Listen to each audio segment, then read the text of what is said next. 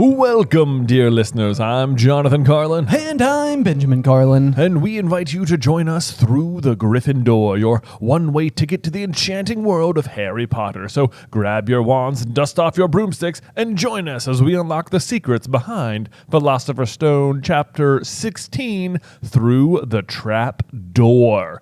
Goodness me, does a lot happen in this chapter, Ben. Yes, it sure does. I mean, this is probably the biggest. I mean, it's the second longest chapter of the book. Yeah. Second only to Diagon Alley, which is chapter 5. Okay, I mean, a lot happens there, too. A lot happens there, too. And to be fair, I mean, chapter 17, the grand conclusion to Sorcerer's Stone, Philosopher's Stone, also rather vital chapter. It's one of those where it's amazing where it starts and where it ends. I know, like, the amount of stuff that happens in the next chapter as well is crazy. But like, yeah, in this one, it feels like in my brain, it feels like each task could almost be its own chapter. But sometimes, like, because they go through all the tasks and all the tasks are so iconic. They are, yeah. Sometimes they're like half a page long or something. I know, it's wild. And the thing I kept thinking about the whole time was I was like, man, honestly, the obstacles for the Philosopher's Stone would have made for an absolutely spectacular,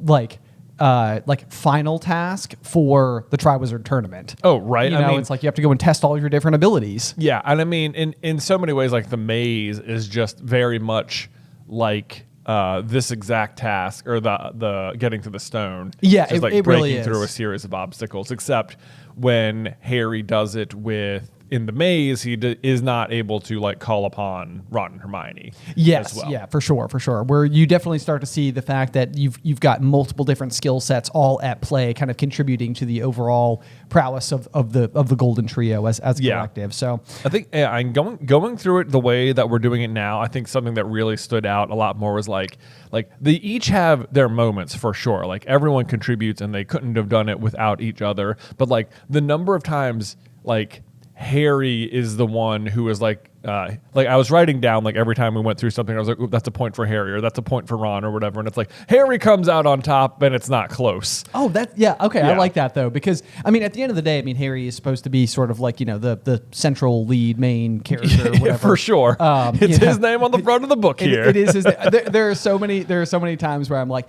sometimes I'm almost like, gosh, Hermione almost is like a little bit like cheated for not having her name like. At least on the cover. Oh, I know, like yeah. And I mean, especially going forward. But right. In this particular set of obstacles, Harry does really shine. There you go. There you go. I will say, though, before we start, Ben, one, I was looking through the charts, as I'm prone to do. Okay. At these times. So I was trying to see, where we were with our beloved Guyana listeners. Yeah. Who are constantly thrusting us to the top. Right. And I will say that right now we've fallen a little. I think we're number 6 in Guyana right now. However, we are presently number 1 in both Argentina and Panama in entertainment news podcasts. How about it? So booyah. How about it? Argentina's pretty big. I mean, I'll take it. I will take it. There we go. What's up, Argentina? Well How's done with Lionel Messi over there. Oh, yeah, just crushing it. Excellent inclusion for planet Earth. Yeah. Okay, so let's go ahead and dive on into chapter 16, Through the Trapdoor. We do have our chapter art here, which is a lovely illustration of old Fluffy. Dude, I love this chapter art. I love how absolutely derpy Fluffy looks. I mean, it is so fantastic. Fluffy is kind of like one of those interesting creations where it's like there's a part of me that's almost like if you were to just imagine like a small dog. Not even a small dog, but like a Labrador with 3 heads. I mean, it would be pretty intimidating no matter what. Yeah. But then, you have to assume that Fluffy is about, what would you approximate Fluffy as the size of? I mean, I think it says like floor to ceiling. So okay. Like an elephant? I'm thinking like, like an elephant, I guess. I thought you were going to say bigger than an elephant. Like maybe, like when I'm thinking like in the first movie, I feel like Fluffy looks bigger than an elephant. Maybe about like body height wise, about the same, but then like an elephant's head kind of like comes directly out of the front of its very horizontal body and then just droops down. Sure. Whereas Fluffy's like raises up and then has 2 more, all of which are huge. Yeah. So, Fluffy does seem really dangerous, but there Yeah. is something like really rewarding to me though, that out of all of the various professors, Hagrid's obstacle is the one that was the hardest to overcome. I know there is something very nice about that. Although really the trick, of course, to getting around Fluffy is getting through Hagrid, which is I guess Voldemort's able to take advantage of that pretty easily. Which it's so unfortunate for Hagrid that it's like it's so funny to me that Voldemort is the one who like tricks Hagrid into revealing the information when it was also Voldemort who like framed him for murder. Yeah, Tom Riddle's relationship with Rubeus Hagrid is certainly one where poor Hagrid is always on the negative end of that. Oh, I know. Of that feud. He's like Tom Riddle is like, I can count on Hagrid having a large beast that I can wheedle some information out of. I can rely on him having a large beast being the way I get something done. Yes. Well, in the kind of like the really big and interesting question is, I mean, I would say chapter 16 above all else is the one that emphasizes Dumbledore's big plan in its finest form. Yeah. And like, so the general premise of Dumbledore's big plan, I know we've touched on it a couple of times, but we're kind of here and now. Yeah. So I mean, it feels like the time to discuss it. But the basic idea is that Dumbledore knows of the prophecy, and with that information at hand and Harry's arrival at school, he's fairly certain that Voldemort's attempted return is imminent. We're inside of like the end game now. Like now is when Dumbledore, more than ever, is going to have to really start to train and direct Harry on everything that he is going to need to do in order to topple the Dark Lord eventually. Right. And we actually just did an entire video breakdown, actually because of the Forbidden Forest chapter that we just did last week. Yeah. Where we were talking about astronomy and the ways in which, like, at least within the wizarding world, it seems like the actual movement, like the future is quite literally imprinted in the stars. Right. Like the wizards aren't very good at reading it themselves, but the centaurs clearly are very good at reading it. Yes. This is information they like closely guard in the same way that like goblins guard how to make goblin made armor. Right. Or the sword of Gryffindor that can absorb all the things that make it stronger. Like wizards don't know how to do it. Exactly. But there's a couple of other exceptions that I think, so what I was going to allude to though is then when we first see Dumbledore in this very book, he pulls out a rather extraordinary pocket watch that instead of having your typical hands of a clock, instead has complex movements of what appear to be 12 different planets. It says 12 hands and had little planets orbiting around the edge. Okay, so the general idea here is that possibly if anybody within the wizarding world is capable of overcoming the challenge and seeing the world in the way that is most similar to the centaurs, then it's probably Dumbledore. And I think you could do that. You can back that claim up with the fact that Dumbledore, for one, does seem to be the only one who always knows what's going on. Yeah. He specifically even if he doesn't know exactly how like Voldemort has infiltrated, it seems like he tasks Snape with watching over Quirrell. Right. So I think we can maybe assume on some level that Dumbledore knows that Quirrell is the one to look out for, but maybe not the way in which Voldemort has like resided in the back of his head. Right. Yeah. I don't know. It's like hard to know how much he knows, but you're right. There is that scene where he tells Snape, like, keep an eye on Quirrell, will you? And it's like, why does Dumbledore specifically suddenly suspect Quirrell? But at the same time, like the amount of information to be gleaned from the stars and the planet's movements is like fairly specific. It is. Like when Harry is talking to Ferenz, he said, Ferenz just straight up says, do you know what is hidden in the school at this very moment, Mr. Potter? And it's like, what he's talking about is the Sorcerer's Stone. Yes. And it's like the Sorcerer's Stone, like no one should know where it is at all. Right. Like the general wizarding, as far as they're concerned, like maybe it's with Nicholas Flamel. It's secretly at Gringotts, and then it is secretly moved from Gringotts to Hogwarts. Right. So it is like nobody should know where it is, least of all the centaurs who just live in the forest. And yet, just by looking at the stars, they know where the Sorcerer's Stone is hidden, like not maybe specifically in the school, but like that the stone itself, the stone is hidden at Hogwarts. Like that information is available to them by looking at the sky, which is crazy to me. It is, yeah. But Dumbledore has that pocket watch that basically looks like, some kind of the planets are moving and there's 12 hands on it. And it's like, it doesn't really make sense to have a pocket watch that doesn't just tell time traditionally, because like there's no reason to overcomplicate this particular thing. Right. Like time is a fairly simple, Yes. aspect of reality. So, Right. yes. Which ironically is also dictated by the movement Of stars and and Earth. planets. Yeah, Right, of Earth around the sun anyway. Right, The way yeah, we right. keep track of time. Right. Yeah, so there is that, but it's like, why not just have a regular pocket watch? It's like, to me, because he pulls it out and it says Hagrid's late, which to me it's as if he's read the time, but it's like, according to the future, Hagrid should be here, but he's not. He's late or something. Right. Like No, the time it's telling isn't the present time; it is time that hasn't happened yet. Precisely. Yeah. Precisely. Yeah. And I think on this exact same note, like what you fast forward to is the other thing that the centaurs are being able to see. And you pointed this out to me in last week's episode. And I sort of had like a mind blown moment a little bit, but it's it's basically the concept that while they're out in the Forbidden Forest for detention, as far as the centaurs are concerned, who have interpreted the stars, they are aware of the fact that at some point in time, in order for the war to end, certain events need to unfold. And those events include Voldemort's destruction of one Harry Potter. And it's like, in this moment, in the forest, what they are witnessing is all of the puzzle pieces essentially coming together. Right. In order for this event to take place. Yeah, Harry's here, Voldemort's here. We know this has to happen. Okay, it's happening. Right, exactly. But the big thing that we learn is that, their interpretation. This is by Firenze's own, a mission when he's teaching later, is that even centaurs can have it wrong.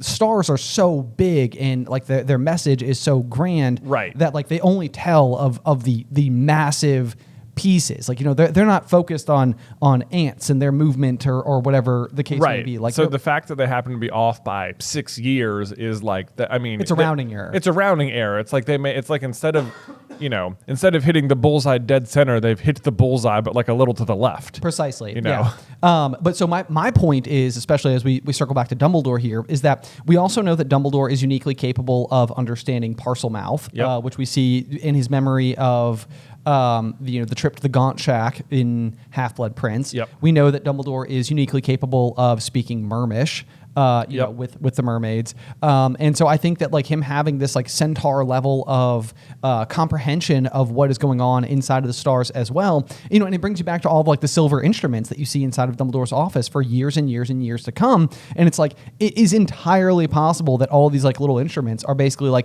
helping him to understand the massive position changes of the players on the board. He's good at reading unusual kinds of magic. Even in the cave when he's breaking it down and putting blood on it and just touching stuff, it's that's not the way Harry's ever seen wizards work anything out before. Yes. But Dumbledore's good at it. And to that point, it's the centaurs even come to Dumbledore's funeral and do some big salute with the bow and arrows. Yes, they sure do. So, yeah. which almost suggests, clearly they are familiar with Dumbledore enough to come give a salute. Right. So it's that suggests that maybe Dumbledore has spent time with them and learned meaningful from time. Yeah, meaningful time Yeah. with them. Because he even goes in and hires Firenze. It's not I doubt that was the first time he'd met him. Oh, certainly not. Yeah, although that does land Firenze with I think a permanent banishment from his colony as a result. Does. So yeah. I mean, that's not well received. But ultimately, we do know, and again, this is what you kind of discussed last week. But then the centaurs are unwilling to involve themselves inside of the fight against Voldemort until what is written in the stars has come to pass, which we of course know is Voldemort's killing of Harry, which does ultimately happen in the Forbidden Forest. And then after that attack, the centaurs do then join the battle and, yes, and kind of help turn the tide. But all of this to say, basically, is that what our big belief for this story is that all throughout year one, and a lot of what you're going to see in this chapter is that there are challenges that are capable of being completed. That even Hagrid being so well trusted by Dumbledore, one interpretation of that isn't necessarily I would trust him to keep a secret. It might be I trust Hagrid to reveal the information that I need him to reveal to Harry at the right times, because I know the ways in which Hagrid's not infallible. I know how he is fallible. Right. Because the other thing at the end of the day is that there are all these obstacles in the way, but there doesn't need to be any protections at all, because the mirror is not beatable. The mirror is not beatable, but then Yeah. even as you go through each of the individual challenges themselves, there's also the argument that could easily be made for like, why put the winged keys in the room that has the door that needs to be unlocked? Why put brooms in there at all? You could just enter them into a room that has a locked door that can't be opened through traditional magic. And right, it's like boom, there's a part where like you have to jump through the trap door and you don't know what's at the bottom. It's just like, hey, guess what? If you put nothing at the bottom, that's going to stop everybody. Yes, because you will just fall and land on concrete. Exactly. Like or rocks. you're just going to fall and crash to the ground, and that'll be that. Exactly. So the big thing that we've always kind of subscribed to, or for years now, is this basic idea that Dumbledore has been very carefully watching Harry throughout the year. He's very carefully like kind of preparing him from afar at this point, where he's taking into consideration the fact that Ron is good at chess. He's taking into consideration the fact that Hermione is good at logic, that Harry is good on a broomstick. That like maybe the trio of them could potentially work together to overcome certain things. The fact that he is given the invisibility cloak for Christmas alongside the flute, which will ultimately be used to lull Fluffy to sleep. Even that feels like no mistake. Right.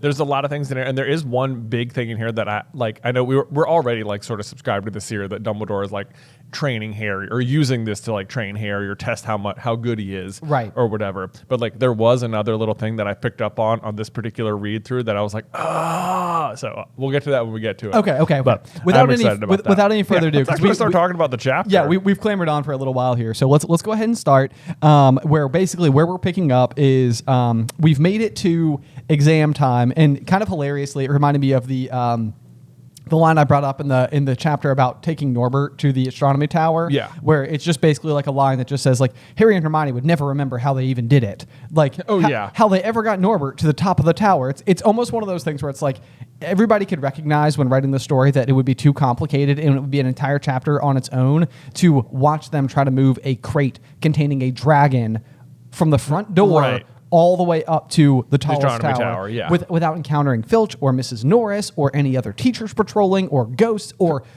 anyone at all. So it's just one of those like blanket statements where it's sort of like somehow they got there, right. And that's it. And then they took the exams. And they took the exams because that's exactly how this chapter starts with one of these sentences where it just says Harry would never quite remember how he had managed to get through his exams when he half expected Voldemort to come bursting through the door at any moment. This is just like a one sentence way of saying like I could have given you a whole chapter about Harry taking exams and all the various things that he went through. I'm going to give you like 3 paragraphs, right, and that's pretty much going to sum up everything he went through. I do think it is funny that for Snape's exam, they have to remember all of the ingredients for how to make a forgetfulness potion, and it's just like, hell, they tried to remember how to make a forgetfulness potion. It was like, I get it. It's like doing it right, making it hard to do it right. I know, yeah. Like are the fumes that you're producing in your forgetfulness potion like actively working against you? And the real challenge is like, what kind of mental fortitude do you have in order to like persevere through this? Indeed. I also thought it was kind of funny that McGonagall gives points on their task of turning a mouse into a snuff box, and it says points were given for how pretty the snuff box was, and I just wrote down oddly subjective for Minerva. I know, like it's sort of like is it taking like Minerva's own like personal preferences in the style? Like what does she look for in a snuff box? Like that's a bit minimalistic, Weasley. Exactly. Or too ornate, long bottom. Are you kidding me? Neville had whiskers. You kidding? Oh yeah, 100%. Oh man, let's see here. I think one of the things they mention history of magic, and it just mentions one answering questions about batty old wizards who'd invented self-stirring cauldrons and they'd be free. And it was that the history of magic is such an annoying class to me in the story because like it should be a pretty interesting class. It absolutely should. But it's like always so boring, and it's like how relevant can it be to know who'd invented self-stirring cauldrons when they, the students in the present, don't even use them? Oh, I know. Yeah, I literally wrote down this hardly feels like a historically relevant invention. Oh, I know. I was like, why would you teach this? And I was like, no, you know what? We learned about like the cotton gin and stuff like that, and I'm like, that changed like civilization. I know, and I'm like, yeah, you know what? They still make cotton shirts. Right? Yes. To this day, turns out it was a very useful thing to have created. It's like, you know what? They don't use self-stirring cauldrons even in potions class where stirring is like a big deal. This would be much more like if it was common knowledge for us non-magical folk to be like, yes, the inventor of the cheese grater. Right. It's like, it's not like I'm here to say that a cheese grater isn't a useful invention. It's just not relevant. It's not to relevant. Like, yeah. I know it's not like who invented wands or something. Precisely. But no, I love your point too, because history of magic is one of those things where it's like we could almost even if we were never permitted the opportunity to like write a founder series, like even just titling something The History of Magic and going through and witnessing like the ways in which different spells were invented in the first place, or like, because I think one of the things that would be so interesting about watching the founders would be watching them discover stuff, because you learn as time goes on that like a lot of the stuff that happens in magic doesn't happen for centuries after the founders themselves. Right. So like, there's tons of magic that they just simply never got to see ever. I know, yeah, right? Like it'd be like mind-blowing, I'm sure, to be like, and these are some of the greatest witches and wizards to have ever lived, like a full millennium after they had existed, and they didn't know about self-stirring cauldrons They at all. didn't know about self-stirring cauldrons. They were stirring them themselves like a bunch of chumps. Yeah. They wouldn't have known about like, Sectum Sempra or like Levitt Corpus or Sleek Easy's hair potion. Sleek Easy's hair potion. They wouldn't have they wouldn't have the Wolfsbane potion. Right. Yep. All these things were invented way after Actually, the fact. speaking of werewolves, they also talk about, or Hermione says she needn't have learned about the 1637 Werewolf Code of Conduct or the uprising of Elfric the Eager.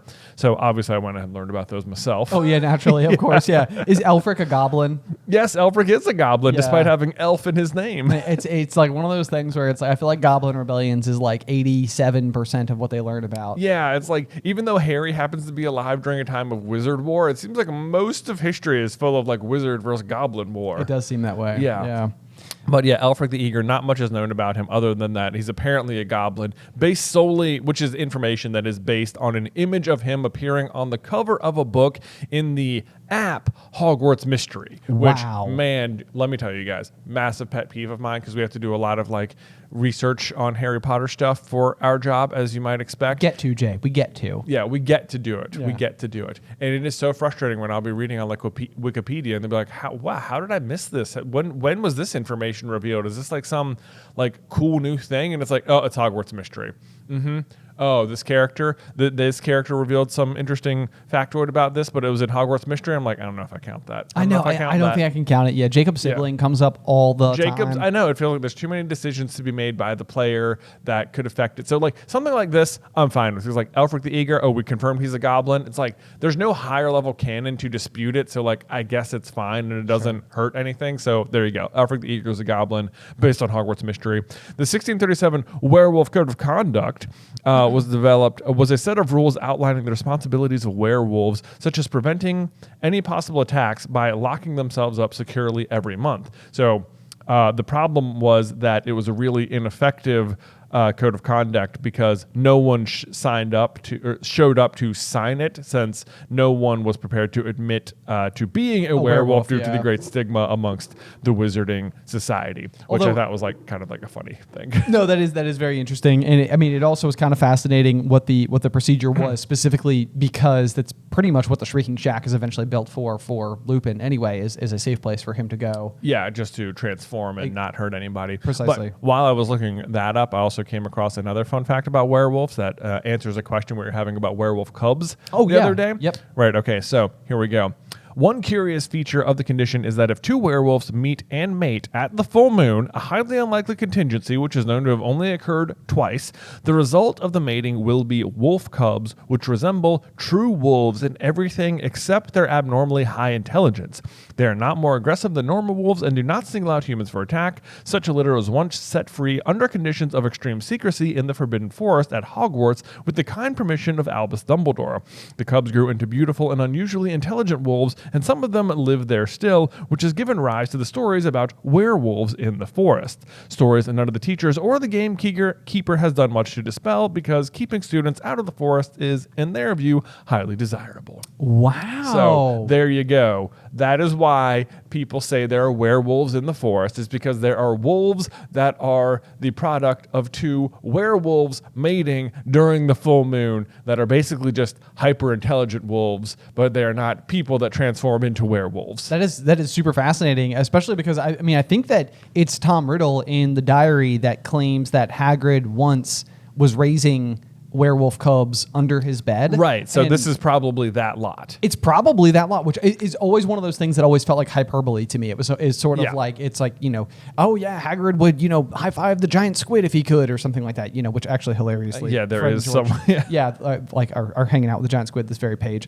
But like, it almost to me feels like such a stretch, such a reach. Like, obviously that's not really true, but if it's Albus Dumbledore, then it kind of could make sense, because we the very least would have known that he would be a teacher at Hogwarts while Hagrid was a student. So maybe that is how he could have permitted those cubs to go. That makes sense to me. What doesn't make sense to me is how Hagrid would have gotten his hands on these cubs to begin with. It does seem highly unlikely. I know, yeah. Like you were there for them, for the wolf giving birth, for I guess woman in human form. How? Yeah, this is the other tricky thing. Is that like? I suppose that it could be the case that the wolf cubs would not be where they might be according to nature if they're. I don't even know how to describe what I'm trying to say. I don't know how this would work. Yeah, like how long would it take for the pregnancy to last, and could they be delivered while the person was a human, or would they have to be delivered while they were a werewolf? And then, like, I suppose if that happened, then the werewolf mother could just sort of be like, out of their mind and be like, okay, I gave birth, see ya, and just abandon the cubs, and that's when Hagrid steps in to collect. That's what I'm thinking is going to have had to have happened. Yeah, we're writing a backstory based on such peripheral information. This is that almost has to be how it works. But we talked about this for a while in an earlier episode, and I found the answer, and I was like, oh my gosh, okay, so here we go. No, I love it. Okay, that's perfect. Not on Hogwarts Mystery. That's just like Pottermore Archives. That's real writing. That's real writing. Okay, we'll take canon. It. We'll take it. Okay, so as we move forward, though, we once again find Harry, Ron, and Hermione flopping under potentially the beech tree next to the beech tree. The Black Lake? Yeah. Where the Weasley twins and Lee Jordan are tickling the tentacles of the giant squid. It is entirely possible this is the exact same tree that we will eventually see inside of Snape's memory, where he is being tormented by the Marauders. Yep. It's the beech tree I'm always talking about. So I've started to notice that one kind of showing up left, right, and center. Let's see. The next page... we get like a little bit of a line that I always think is kind of interesting, but it's Ron saying, we've got a week before we find out how badly we've done. There's no need to worry yet. This is kind of interesting to me because it sort of suggests that like at the end of the school year, there's quite literally just like a week that the students just spend at the castle. Just at the castle. I know. I was like, that's probably the best week of the year. Dude, I bet. I was like, literally like while I was reading it, because like, as a kid who didn't like love going to school necessarily, like there's a part of me that would almost be like, dude, exam's over. Like I am ready to go home. Exactly. But I could totally see how it'd be like, it'd be so fun to have that scarce time at the end of the year where it's sort of like, man, we're not about to see each other for a long time. Like you just want to spend time with your friends. It's like, it's sunny, it's warm. You don't have any like the other responsibilities. Like all your food is still tended to and taken care of. Like it honestly sounds sort of amazing. It does. Yeah. That sounds really fun. So that sounds fantastic. Then Harry's scar keeps hurting though, so he's not totally able to enjoy it. He says, I think it's a warning. It means danger's coming. And I'm like, I read that and I'm like, is that right? It's not normally how the scar works. It's normally just like Voldemort's feeling an emotion. And that's what, so I guess maybe it's sort of right, but yeah, I think so. I mean, it's like, I think probably what you could be anticipating here is, I mean, it is on this exact same evening that Voldemort / Quirrell are attempting to secure the stone. That's so true. If you're Voldemort, like, I mean, I don't think it's a warning necessarily. I just think that what's happening here is that like it's burning because Voldemort's like, tonight's the night, man. Like I'm coming back. Tonight's the night. Like he thinks this is the graveyard of Little Hangleton in my mind, right? Like, I mean, that's where we're at. I guess so. I guess you're right. Yeah, like maybe he's like feeling particularly anxious. Right. So that makes sense. There's also a line that's where it says, "And Neville will play Quidditch for England before Hagrid lets Dumbledore down." And I'm like, well, then sign Neville up for England because like one paragraph later, guess what's gonna happen? No, but once again though, it's like, does Hagrid let Dumbledore down, or does Hagrid do exactly what Dumbledore expected Hagrid to do? Well, I get. Which is to let him down. Which is I mean, I guess so. If you want to look at it that way. Yeah. Okay, but so so Hagrid in fact does let him slip. Okay, this is the thing that really I think sells me on the Dumbledore's big plan, or the thing I discovered in this particular read through that I think sells me on Dumbledore's big plan even more than I was already sold, which was pretty big. Okay. It is when Harry realizes how Hagrid got the dragon's egg. And he says, don't you think it's a bit odd that the Oh, don't you think it's a bit odd? That's what Hagrid wants more than anything else is a dragon, and a stranger turns up who just happens to have an egg in his pocket. So what is interesting here is that it means that, because he's realizing that Hagrid traded the information about Fluffy to get the dragon's egg, right? Yes. Which means that Quirrell's actually had the information about how to get past Fluffy for quite some time. True. Right. Yeah. So yeah. why hasn't he acted until now? Oh, it's a good point. You You have know? to wait for Dumbledore to Because leave. you have to wait for Dumbledore to leave. Yeah. But here's the thing. Like, and you say like, oh, we got to wait for Dumbledore to leave. But the problem is Quirrell is still the one who sends him the fake note about leaving. So it's not like he was just waiting for the opportunity for Dumbledore to be gone. Like, he's still the one who sets it in motion. So why does he wait till tonight to set it in motion? Do you have an answer to that question? I think he's tried many times to get Dumbledore to leave. And the reason Dumbledore leaves is because he knows that he knows Harry has figured out. Oh, I got that you. Hagrid gave up the information. He's like, okay, Harry has the final piece of the puzzle. Harry has figured out how to get past Fluffy. I'm out of here. Yeah, because I mean, and I think that what we discover is that Dumbledore quite literally, I think McGonagall says it, like left the castle 10 minutes ago or something like that. Yeah, it's like the moment Dumbledore knows that like Hagrid has let slip to Harry too. He's like, I'm out. No, you're so right. Yeah. I mean, it's all happening within like the same 20-minute span. So Yeah. this is almost like you can almost imagine Dumbledore with some type of telescope or something, staring down from the headmaster's suite at Hagrid's hut, and he's like, "Okay, it's happening. It's happening. Here we go." He's not even gonna have to miss exams. This is perfect." I know, because the other thing is like, if you're Quirrell, if you've waited this long, just wait till summer, man. You know, like you'll be at some point. Dumbledore is going to leave the castle this summer. Oh, I know. You Yeah, know? certainly. Like, If anything, Dumbledore is sort of like landlocked a little bit. Like, I can't leave. I know, right? I got the students are here. I got to watch the students. Got to watch you out know? for the students. I know we're like 1 week out here. No, yep, that is a super good point. I love that. So there you go. I think you're dead on the mark though, because the timing is just spectacular. Yeah. It is like, yeah, why does it just so happen that they're trying on the day realizes it? Because Dumbledore leaves because they've realized it. Right. Yeah. Right. And that's the other thing too, is that it seems like Dumbledore's eventual return, you know, not to hop too far ahead, but it pretty much seems like Dumbledore is able to, because eventually Dumbledore does make it into the chamber beneath the school to save Harry, right? Yes, that is correct. There's also the manner in which he like travels to the Ministry, which is like sus. Like he flies. You know, like he flies when he can clearly just like flu powder over there or something. But I mean, we do eventually learn that sometimes Dumbledore will take the Thestrals because he prefers that to I guess apparition. that's true. I Yeah. guess that's true. So I don't know. I mean, But it's like he could still just like get to the edge, apparate. no, I agree with you. know, I mean, I don't know. It is one of those things where it's like, as skilled as Dumbledore is, it's like Or he could just fox out, you know? he could just fox out, yeah. Or maybe he needs to like save that. Maybe that's like a one-time use thing, and he has to save it for the situation with Umbridge, Maybe. and Kingsley way forward in the future.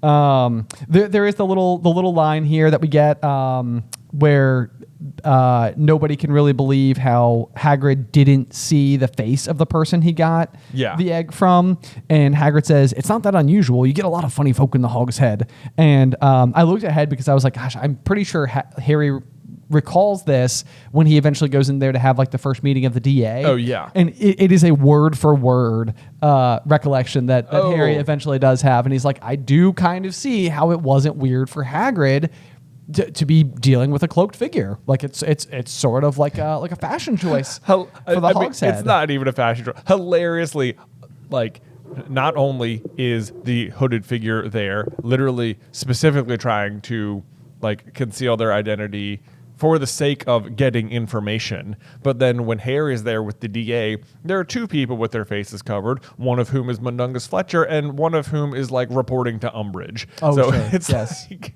all of the people there, like they're hiding their face, like not as a fashion choice. It's because they're there to spy. It's a spy 3 out of 3 times. Right, yes. Everybody is quite literally like trying to pull something all the time. Yes. Yeah, Hog's Head, famous place for people to be overheard, apparently. Let's see. That's say, this was funny. I think they're like, they run inside and they're looking for Dumbledore and they're like looking around and it says, where's Dumbledore's office? And I just wrote down, behind the Griffin Door. That's the name of the show. That's the name of the show. Nailed it. Yeah, I also highlighted something from that exact same thing. It said, they'd never been told where Dumbledore lived, nor do they know anyone who had ever been sent to see him. And I just wrote next to that, that's kind of surprising that, like, you know, especially because I think like a principal, you know, in like at least in American high school, like surely sees kids who are misbehaving every single day. Yeah. Like, you know, like that's, it seems like one of the chief things. I know. Chief responsibilities. It does seem like you should be able to know where the headmaster's office is. Like it says, they looked around as if hoping to see a sign pointing them in the right direction. It's like, yeah, it does seem like there should be a sign though. Or something, you know. It does. Like, yep. Like this shouldn't be a mystery. Right. You know? No, I know. So then they run into McGonagall, who they're basically... this is like one of those situations where it's like, so often you're like, okay, Golden Trio, why don't you ever ask adults for help? And this is one of those instances where they are correct about their assumptions as to what's going on. They have the wrong person. They're the wrong person, but, yeah. But at the very least, they are still correct that somebody's going after it, and it does need to be protected. And McGonagall basically, you know, she drops her books, which when I was researching this chapter, I discovered is apparently like a McGonagall-ism. Oh, does she? So apparently, yeah, like on numerous occasions throughout the story, when she hears something shocking, she's holding a large stack of books and will drop them. Oh my gosh. Do you know what else I discovered was a weird character trait that this character hasn't been introduced yet? But Cornelius Fudge bounces on his feet a lot. Oh, interesting. Okay. It does, yes. Yeah, I can like, now that you say that, I'm like, oh, I know that about him. Yes. Yeah, exactly. Like it's like one of those things I haven't really noticed. I was looking, I forget what I was trying to look up the other day, but I was like, oh, Luke asked me if there was a spell that made people like go the wrong direction or something. And I was like, I think there is. Isn't there like a spell that like makes people like shoot off in the wrong direction or something? And I was trying to look up like what word would like indicate that the spell had been used, and I was like, ooh, maybe bouncing off the walls or something. Right. And what it just came up with was Fudge was bouncing on his feet. Fudge was bouncing on the balls of his feet. Fudge was bouncing on the balls of his feet. I was like, oh, okay. Well, how about that? Well, what do you know? Fudge is sure. He's a little bouncer. Yeah, little ball bouncer. Bouncy Fudge. Yeah, there you go. But so then let's see here. What else do we have? She tells him that Dumbledore has left Yes, 10 that's minutes exactly ago. Yep. And then she's like, how do you know about the stone? And which I just highlighted. I was like, well, the centaurs know. How do they know about it? You know, which I was going to use to bring up how we talked about the centaurs, but we already sort of talked about them. So we'll just move right past that. Got them covered. Yep. Let's see here. Oh, she says Professor Dumbledore will be back tomorrow, which is like, again, the magical travel seems like weirdly slow. Right. Yeah. It does kind of seem like one of those things. But this, I mean, given everything we just said, it almost certainly to me seems like Dumbledore basically just goes to like Hogsmeade. Yeah. And he's probably just like sitting there with Aberforth, just like waiting. He's like, guess what? Tonight's the night, bro. So yeah. Aberforth is probably, oh, you showed him the mirror, didn't you? And he's like, I showed him the mirror. Showed him the mirror. I gave him the invisibility cloak. He was there that night. Yeah. How about it? This kid is amazing. Works like a charm. He's just like Hagrid. Does exactly what I expected. Exactly what I think he's gonna do. Yeah. Oh man. One of the things during the exchange with McGonagall that I thought was kind of telling for again McGonagall was they're going back and forth and basically like expressing their concern about the stone, and McGonagall runs into them, I think standing in front of the door, and she says, I suppose you think you're harder to get past than a pack of enchantments, which was sort of like very much just announcing that there's a pack of enchantments guarding. Oh, yes. She like let's spill some information. Yes. I wrote that too. I like underlined that. I was like, oop, oddly informative on that front. And then at the very next page, like they set up like a sting operation to try and make sure that they're like watching Snape to keep an eye on him. Or keep an eye on the teacher's office or whatever. And like Hermione's going to pretend to need a book from Flitwick or something. But it says, Snape came out and asked me what I was doing. So I said I was waiting for Flitwick. And Snape went to go get him. And I was like, that's oddly helpful for Snape. Right, like, yes. He just went and got him. Like, oh, okay, yeah, hold on. This is an instance, a favor? Right. This is an instance where you almost want to be like an onlooker where Snape comes back having collected Flitwick. And it's sort of like, Hermione? And he's like, Where'd you go? I do one nice thing. Oh yeah. This was it. This was the moment. This was it. I was going to help Granger. Actually, there's a scene where he like runs into them outside, which I love the scene in the movie. But he says, "Be warned, Potter." Well, this is when he's like, "People might think you're up to something or whatever." But he just calls after them in the book and says, "Be warned, Potter. Any more nighttime wanderings, and I will personally make sure you are expelled. Good day to you." Which to me, it's like he's like threatening him, but I'm like, is he actually trying to keep them safe? Like, I think like to me, like reading it through the lens of Snape is trying to help Harry is like he knows Dumbledore is gone and he knows that means this is the night. Like Snape also knows Quirrell might try tonight, so it's like, hey, seriously, don't get out of bed tonight, okay? Seriously, tonight is not the night. Not the night. You should not do this. Yeah. We do get Harry's big argument as to pretty much why he's going to go after it, and it's one of those things that I think really sets up Harry for like just the kind of person that he is and why he is so uniquely capable in his battle against Voldemort. But it says, if I get caught before I can get to the stone, well, I'll have to go back to the Dursleys and wait for Voldemort to find me there. It's only dying a bit later than I would have because I'm never going over to the dark side. And this is like one of those things where it's sort of like Harry has not even known for one full year the full story. He is not known that he's a wizard. Right. And like, you know, he has dealt with some really dangerous blows and like has only even just recently been able to like sort of like even shoulder some of the mantle of responsibility associated with what he's going to ultimately have to be up against. And as an 11-year-old, he is basically declaring like, I am never turning over. Like I will die before that happens. And it's just like, man, Harry, like if I go back to 11-year-old me, I'm shaking in my boots. Oh, I know. Like, absolutely. No way in the world. Yeah, true Gryffindor for sure. Yeah. So I had highlighted that passage as well because it's just sort of like a fun little factoid here where he says, I'll have to go back to the Dursleys and wait for Voldemort to find me there, which just like, fun fact, he'd have to wait like 6 years. He would have to wait 6 years. It would be really disappointing for Harry. Like he's man, just sitting there. Voldemort sucks at finding people. Right. Could you just imagine sitting and wait for 6 full years being like, I really thought he was going to come like on day one. Like, and now we're like 4.5 years into this and I'm just bored. Yeah. This is in reference to the bond of blood charm that Dumbledore is able to put on Harry, which the bond of blood charm is one of the most bonkers spells in all of Harry Potter. It is very confusing and extremely convoluted, and it feels like one of those things that's just sort of like, I don't know if this could work in any other situation, but you almost just need like a reason to answer the question, why doesn't Dumbledore just attack him while he's at the Dursleys? Yeah, exactly. And it's like, because he can't. Yeah, that's the reason. So hilariously, had Harry returned to the Dursleys and stayed in the house, Voldemort could not have found him for another 6 years until he turned 17, which is another part of the spell. Harry also predicts that if Voldemort comes back, there won't be a Hogwarts to be expelled from. He'll flatten it or turn it into a school for the dark arts, which is exactly what happens in year 7. That is exactly right. So I was like, ooh, that's a nice little prediction there. Right. I love when after that sentiment that Harry says, the part you just read, Hermione just responds, "You're right, Harry," and it's just like, oh, like she recognizes it like right away. I know, yeah. There's the moment there, like where they're talking about the invisibility cloak, and Ron basically chimes in and says, "But will it cover all 3 of us?" Yes. All 3 of us? Oh, come off it! You don't think we let you go alone? And it's like one of those things where it's like, I mean, everybody would love to think that they would have friends that would basically be like, yeah, like we're with you, like, you know, because I mean, similarly, like, I mean, again, these people have only known each other for 10 months. Oh, yeah. It's like, I mean, this is not a huge span of time to put your life on the line over, and they do, and they are willing to do it. And this also, I love this scene in particular because it parallels exactly what happens before the Horcrux hunt too. Are you okay? Yeah, I'm good. Yes, I'm fine. Yeah, a little. I mean, I know. It's just you're exactly right though, because I mean, eventually Harry basically is so.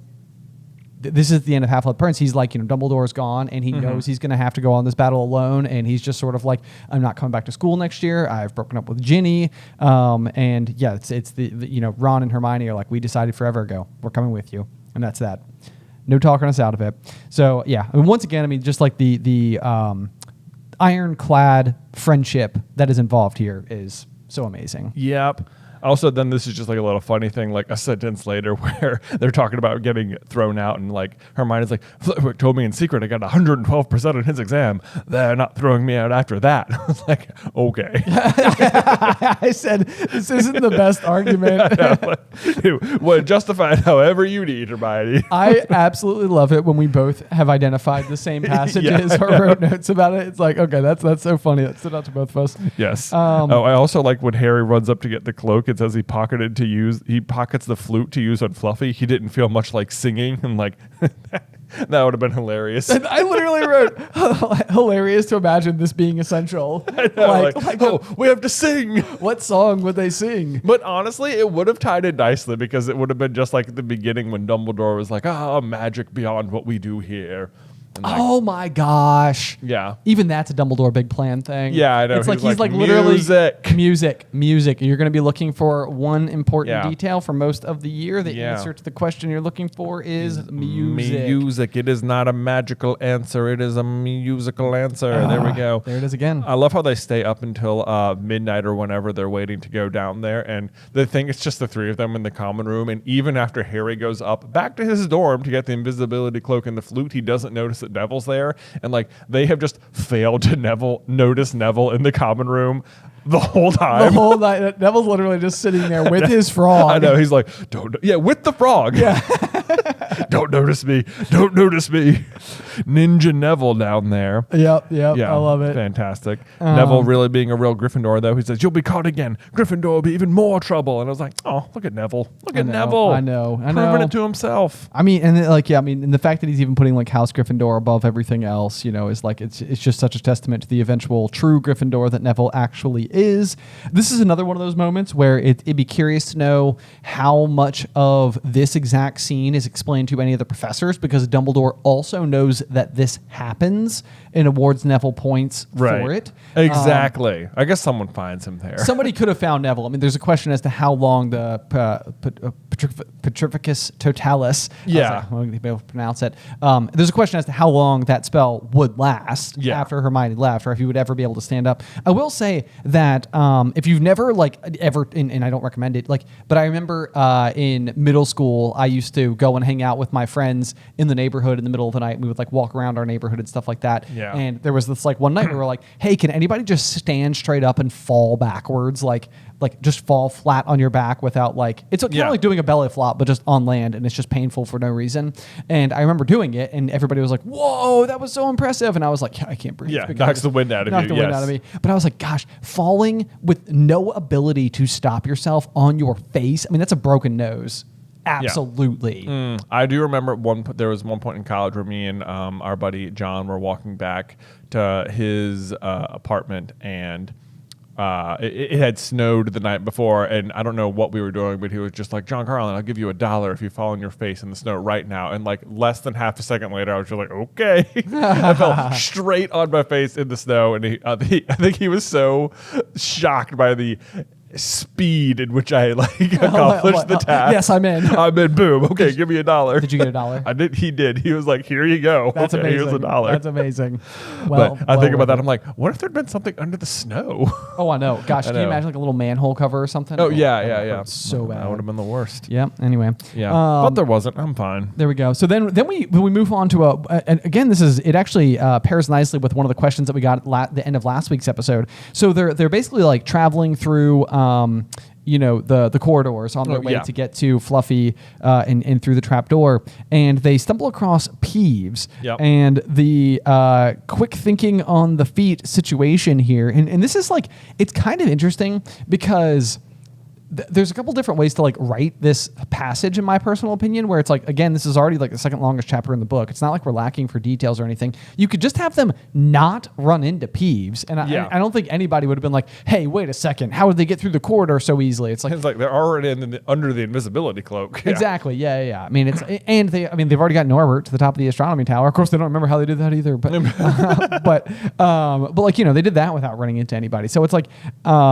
this is one of those where it's what happens is they run into Peeves, and quick on his feet, Harry basically decides to impersonate the Bloody Baron. Yeah. And says, like Peeves, the Bloody Baron, has his own reasons for being invisible, and Peeves basically just like rolls over. Yeah. Like, so sorry, your bloodiness, Mr. Baron, sir, and like goes through this That's whole your thing. Peeves voice. Yeah, I don't know why I went with that. I felt like it felt so wrong. Yeah.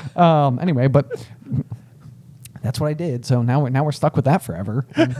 Live on the internet. But why does this work so well? Like, this to me feels ridiculous, but it also, I mean, it's like we started posing the idea that once upon a time, like Fred and George are like the only people who Peeves ever takes like orders from. Yeah. And it's specifically when they're leaving in Order of the Phoenix to go and start Weasley's Wizard Wheezes. And it's sort of like in opposition to Umbridge, who is basically the like antithesis to everything that Peeves represents. I mean, she is all order and no chaos, and that is like Peeves' MO is Right. order, or lack of order and chaos. Yeah. And so it's like one of these things where it's like I almost have to believe that as menacing as the Bloody Baron is supposed to be as like a character, I have to think that he was like a goofball.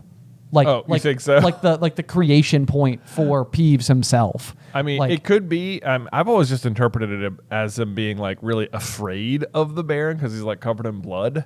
But I don't know.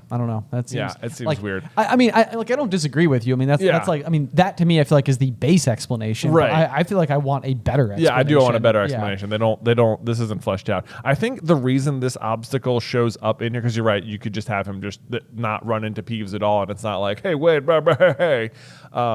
I think from like a writing standpoint, the reason this is in here is because like you have all of like Dumbledore's pre-lined up obstacles for them to overcome. Right. But then this is like another way that Harry demonstrates. It's a way to show that Harry can think on his feet even for things that Dumbledore didn't even plan for him to have to get over. And I mean, like, I don't think Dumbledore set Peeves up there. It's like Peeves is just in the castle, and it's like this is really the first obstacle, and it's like the unplanned one, and Harry just skates past it. yeah, I mean, and that's the unplanned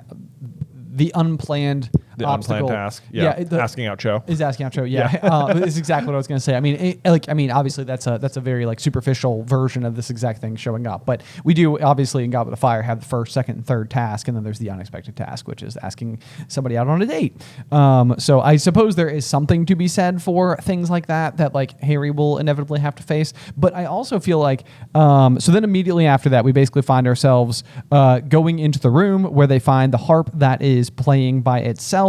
And Fluffy is asleep, and they're essentially like getting ready to like find their way into the trap door, where they jump down and wait, hold on. Okay, sorry. Before they do that, they're underneath the cloak. Harry turns the other door and says, "If you want to go back, I won't blame you." He said, "You can take the cloak. I won't need it now." I just was like, you have no way of knowing that. Like, at all. What are you talking about? You're still planning to sneak up on Snape, a fully qualified wizard. Don't you think an invisibility cloak would be useful? It could be. Yeah. I don't know. That was like one of those where I could sort of see a world where it's just sort of like, well, once I'm down there, like then I'm in it, like it's just going to be what it is. But no, what I was going to say was, so then they find the trapdoor, they jump into the trapdoor, they fall and fall and fall. It says down, down, down, and flump, which I did write down. I think is like the perfect sound for this particular occasion, like a flump sound. I wrote excellent use of the word flump. Amazing. Yeah. Once again, we're on the same page. That is so funny.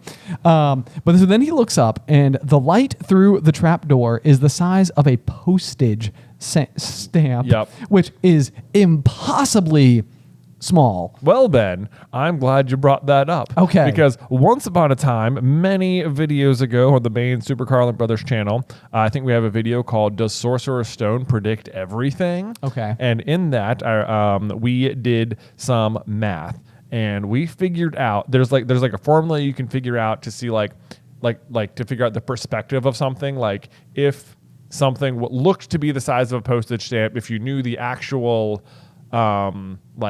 measurements of it, you could know how far away you'd have to be for it to look that small. Okay.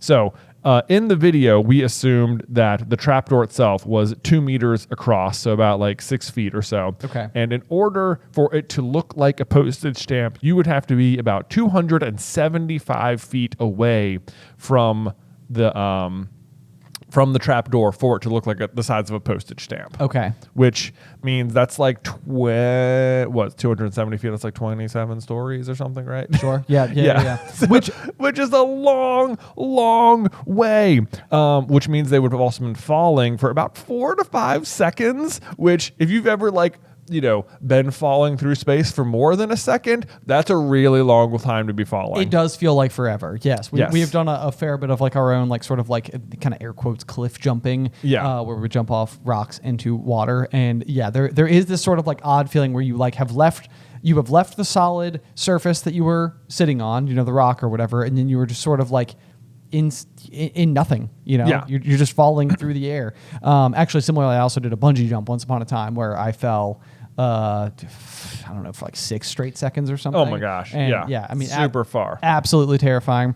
Yeah. The thing that I followed it up with, as far as we're looking at math, is that then Hermione and Ron join Harry down there where Hermione says we must be miles under the school.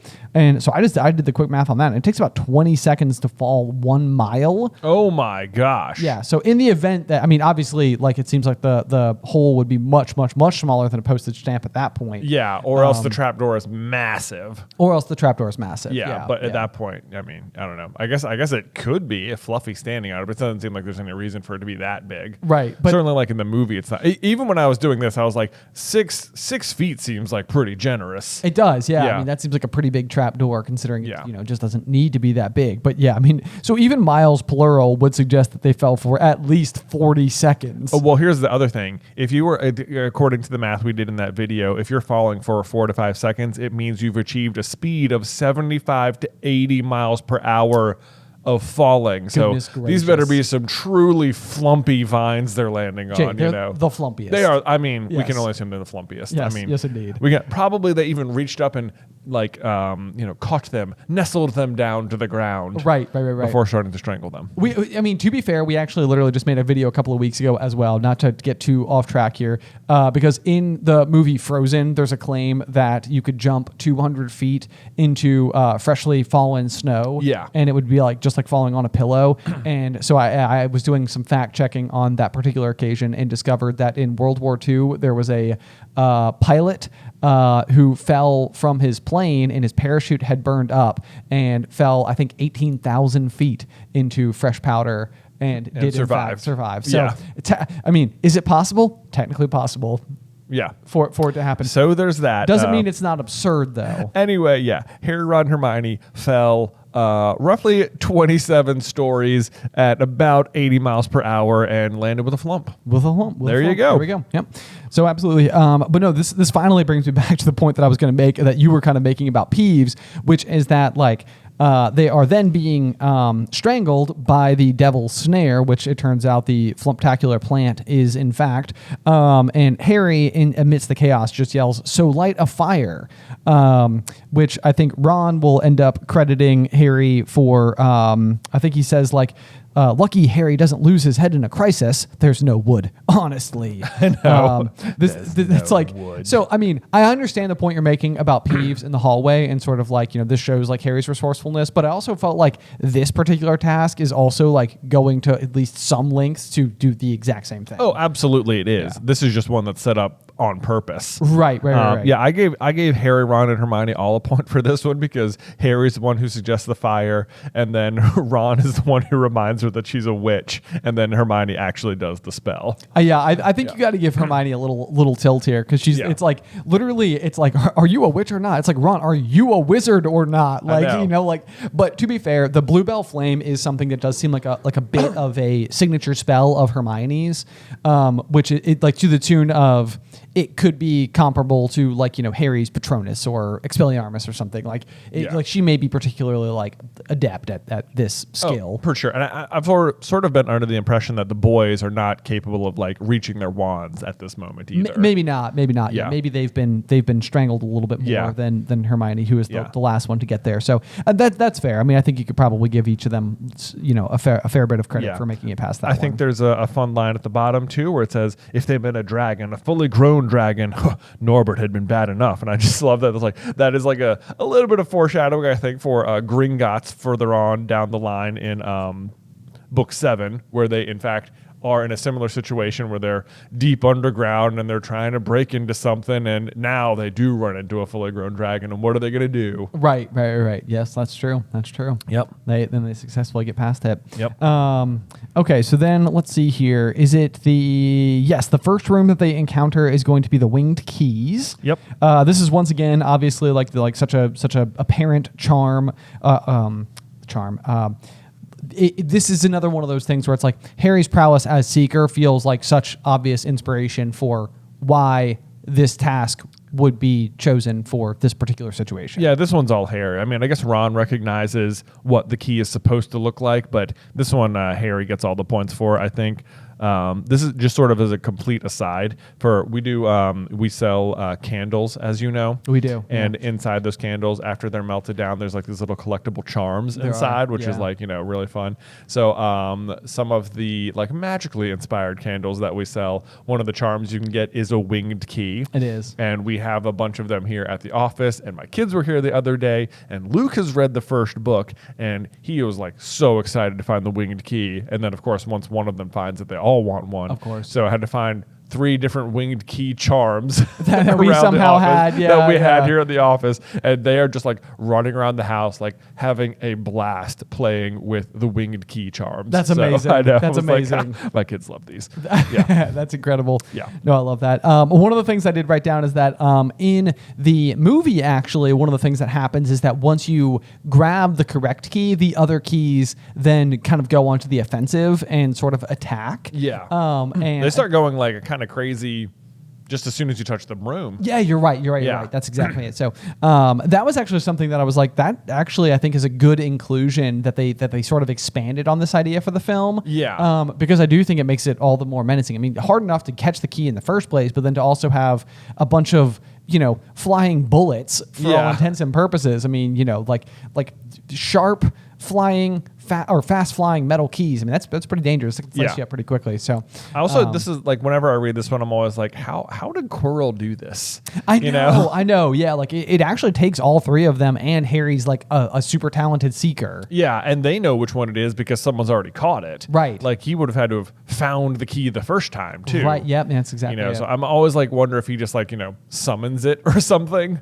Or has like a way around it. But I would assume that they would account for that. Like the Aloha Mora doesn't work on the door, so it feels like Accio wouldn't work on the keys. It does feel that way. You have to play the game to beat the game. Right. It's always one of those things that drives me nuts when they're Horcrux hunting, is that they try the Accio thing over and over and over, and you're just sort of like, it doesn't work, y'all. It's not going to be that easy. Yeah. But I guess you always got to try. You got to try. You never know. From there, we make our way into the chess chamber. The chess chamber, which is where Ron obviously gets to really like kind of showcase his abilities. One of the things that I found kind of interesting or curious about this, if you will, is that wizard chess just by itself is kind of already a thing, and this is supposedly McGonagall's obstacle, and transfiguration is her task. And so I was like, what did she transfigure into the pieces? I know. I guess it's just like making them come alive. Possibly. I know. Because I guess on the one hand, you don't need like somebody shouting instructions for the opposing side to know what to do. Yeah. Like it will just kind of like play on its own, kind of as if you're playing like against the computer. Against the computer. Yeah. It says they say it on the next page. Just McGonagall transfigured the chessmen to make them alive. Okay. So I mean, I guess that's it. I guess it's kind of they got to the top of the tower. They're alive. Transfiguration. McGonagall. Her task. Ron. Yay. Yay, it works out. There's a couple like little like interesting things about this though, where it feels like almost like there could be other consideration in mind. I mean, the general idea is that they have Harry and Hermione take over a castle and a bishop, which would be two pieces in chess that you'd probably be overall less likely to sacrifice early. So that's like a reasonably good strategy. But you also could have just had Harry take the place of the king, and then it would essentially be like, so long as you don't lose, nothing can happen to Harry. Right. You could have done that for sure. Right. It almost like, as far as like chess goes too, like rooks are more valuable than knights or bishops. Okay. So it's kind of surprising Ron doesn't take the rook spot. Sure. Since he's going to be like a little bit more of the valuable player here. Maybe it's like early foreshadowing that he has like a quiet, even he's unaware of crush on Hermione. Oh, he's could be. Trying to like be like, let's put you in the overall safest. Right. Yeah. the And safest I think position. it's fun to have Ron like, I'll be a knight. You know? A little bit, because I mean he is going in, he is commanding the army, so to speak. So Yeah. I think it's kind of cool to have him play as the knight. However, though, one of the questions I always have sort of is like, we know very quickly like the way that the other pieces take one another, if you will, is by destroying one another. Yes. But like I was wondering, like, you know, as Hermione goes up and I think steals a piece, it's sort of like, what does Hermione do? Go and like sort of like punch this statue? I know. Or I wrote that too. I was Like, like, does she smash them? right. Yeah. It's like, Yeah. like how does this Just touch it particular like, thing go around? please move. I'm taking you now. Right, I that honestly feels more likely. But then as we move to the end of it, basically we see, you know, Ron's big sacrifice, which is super sad, and of course, like yeah. in the situation, like they don't know what they're sacrificing. I mean, like, you know, like Ron could die. Oh, I know. In Like this situation. he absolutely could. Like I mean, as far as they've seen, I mean, this is one of those where like the book is worse than the movie. Yeah, In terms yeah. of like the like in the movie, Ron is riding on top of a horse and the queen stabs the horse and Ron just sort of falls off.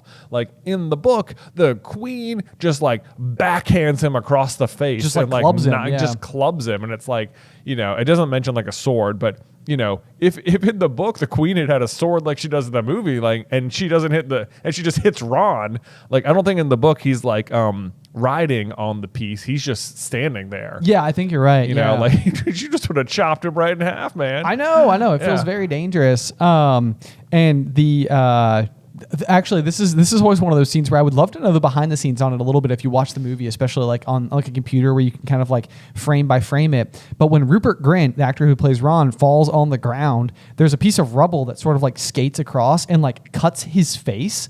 And it's either like a really good piece of editing, which is entirely possible, or Rupert Grint actually has his face cut in this scene, because it's almost like you can see like the rubble like sort of like scatter across him or whatever, and you can see like his cheek like move, and then there is like, you know, blood visible afterwards. And it's like you couldn't have frozen the scene in the moment and gone back and like painted in the blood or anything. So it would have had to have been done in post. But I've always wondered, like, is it possible he like actually cuts his face in that scene? Oh, that'd be very interesting to know. Yeah. Did Anyway, he get hurt? Yeah, did he get hurt? But then as we move to the final piece there, we do know that Harry is playing Bishop, and this is like one of those things where it's like it's kind of hard to know if it's an error or just sort of like a poor way of describing how a bishop moves. But Ron has gone down, and the last move that has to be done for checkmate is Harry moved 3 spaces to the left. Yeah. I mean, left diagonally is fine for me. Like I don't think this is like a massive error or anything, but at the very least, if I was standing on a checkerboard and somebody said to move 3 spaces to the left, I would move like orthogonally. What is that word? I only know it from like playing board games. Oh, you mean like left or right? Like left, right, north, south, basically. Like cardinally? Like Yeah. cardinal directions? Yeah. So, Yeah. I mean, when you read that, no part of you is sort of like left on thinking that Harry as the bishop is not moving diagonally. Well, early on the page before, he does, like when Harry, his first command to Harry is, Harry, move diagonally 4 squares to the right. Okay. So he does preface it before. Maybe he just stops staying diagonally. Maybe so. Or Maybe whatever. so. And like, we know Harry knows how to play chess, so it's like, it'd be an illegal move for him to do it otherwise. But yeah. What happens if you do it illegal? What happens if you don't know the rules? Yeah, right. Are you like just stuck in those little squares? Right. Yeah. I think the next room they get to is the troll room, which they're able to just walk right through. But this, if you're like, not that you need to like think about it for very long because you're about to figure out the secret anyway, but this could be like, this is your last chance to like connect the dots that it's Quirrell and not Snape. Oh, sure. Because like they say like only two left, Quirrell and Snape, and it's like, like once you go into this room, I guess you could think the troll was either Quirrell or Snape. So once you get to the potions, you'll know that the troll was Quirrell's room. So you'll know that Quirrell is associated with trolls, which could then lead you to the, like, you could deduce out that he's the one who let the troll in the first time. Yeah, so this again kind of goes back to that thought where, like, if you were watching this episodically on, like, like week by week, chapter by chapter in like TV series form. And again, I would propose this as like 100 years in the future, to the point where it's like, it's been long enough to where like the plot of this story isn't maybe everyday common knowledge necessarily. Right. I could see a world where you get to episode 16 of this series and people could start realistically, you could just read the books and know the answer to it. But I could see people theorizing and being able to work backwards by the end of this chapter and sort of sort out that you might think it's Quirrell, right, instead of Snape. Like, I think you're right. Like, I think that there could be enough information left on the table for people to like suss it out, right? Especially if theorizing is still a thing 100 years from now. Oh, for sure, which almost certainly it will be. People are just going to watch the TV and not read the books. Way too lazy for that. Right. Yeah. The one thing I have always found to be kind of interesting is that obviously Quirrell has gone through before them, and all of the other tasks have been reset in some capacity. So they're all like back they're back to normal. So the fact that the troll is actively still stunned, I always do find to be kind of interesting. I mean, obviously, like it's not a video game. It's not like it's meant to be restored for each person. I guess the winged key has kind of got still got the and but like even the devil's snare, it's like, certainly Quirrell must have burned it as well, or done something to get through it, and it seems like it's recovered just fine, whatever he did to it. Exactly. Yeah. So I don't know. I mean, I don't know that I find it surprising or problematic or anything for that matter. I mean, I guess it's just sort of like, The surprising thing to me is that on the next room, the potion that lets you walk through the black fire is like one gulp, and that has refilled itself. Exactly. Yeah. Yes. Which is another one of those, like, why would it refill itself? Like, or even if you're Quirrell, I mean, you could go through the next room and just start changing the position of the potions around. Like, that way, like, if anybody's following me, like, they're going to get the wrong answer. They're going to get the wrong answer. That's true. Boy, that would have been sneaky. So, let's talk about the potions, because that's the next part. Yep. This is the logic puzzle that Hermione figures out. I always, whenever I get here, I so badly wish there was like a diagram, like a picture that went with the riddle. Oh, that so would that be you could like nice. try and figure it out. I'm like, can you? I'm sure people have done this online and just been like drawn it in such a way like so that it makes sense, or but I think it'd be so fun to try and solve yourself, because I love little puzzles like this. No, I know it is really cool, and I think I was doing like a little bit of research about the riddle itself, and I think what the underlying sentiment for people who have kind of like done like a deep dive on how the riddle all plays out is that you need to know specifically which of the potions is the largest and the smallest, I think, specifically in order to solve it. Right. So without a diagram provided by the book, the words alone do not provide you enough context for you to solve it. Okay. I think is what it comes down to. Okay, well, that is a bummer. I know, it is a little bit of a bummer. So I agree with you. I absolutely think, like, for future reprints, if anybody's ever listening, something that would be super cool would be to give us a little picture of a bunch of, in the same way that, like, sometimes when you get like a letter from Hagrid, it'll be signed by Hagrid, or if it's signed by McGonagall, it's signed just by like McGonagall. Put a little drawing of the potion bottles in a row. Yes, exactly. Yep. I don't think that. I think that would be a great thing. Like, that's not like a picture book. That's just providing a way for the reader to interact with the story. But there are illustrated versions of this book. Well, I just read this, and I don't think there was an illustration of the potions. Well, what I was reading in the Mina Lima version, not the illustrated edition. So maybe in that one there is. Maybe I don't know. Okay. I can report back, but it feels so obvious to me to do that because it'd be so fun to work out. Yes, and I love this one for Hermione too, because I mean this is like totally in her wheelhouse. There is a line though that we get from Hermione that I think is pretty great. She says, "This isn't magic; it's logic, a puzzle. A lot of the greatest wizards haven't got an ounce ounce of logic. They'd be stuck in here forever. And this is like one of those things where I think, again, for like an 11-year-old Hermione to have realized this kind of sentiment, I have found this to be true in the world. Like, I often find people who are remarkably intelligent, but like high intelligence, high computing power of your brain doesn't always translate to someone who then makes like logical decisions. And I think that like being able to merge like logic with intelligence is what breeds wisdom, which I think is ultimately like what most people are going for. But computing power is like the speed of your brain, and the speed of your brain is only as useful as the attached wisdom that you can then place behind it. Yeah, I mean, this is the entire show. If you've ever watched Big Bang Theory, this is like where like Penny meets where Penny Sheldon. meets Sheldon, where it's like Sheldon has nothing but logic, but he can't do anything, and Sheldon like Penny is like completely street smart, but she has no logic, and like the two are constantly outsmarting each other in ways you could not possibly expect. And then it's like but it's like the more they become friends, it's like the better everyone is, because they can like join their powers or whatever. Exactly. Yep. Nope. That's a really good one.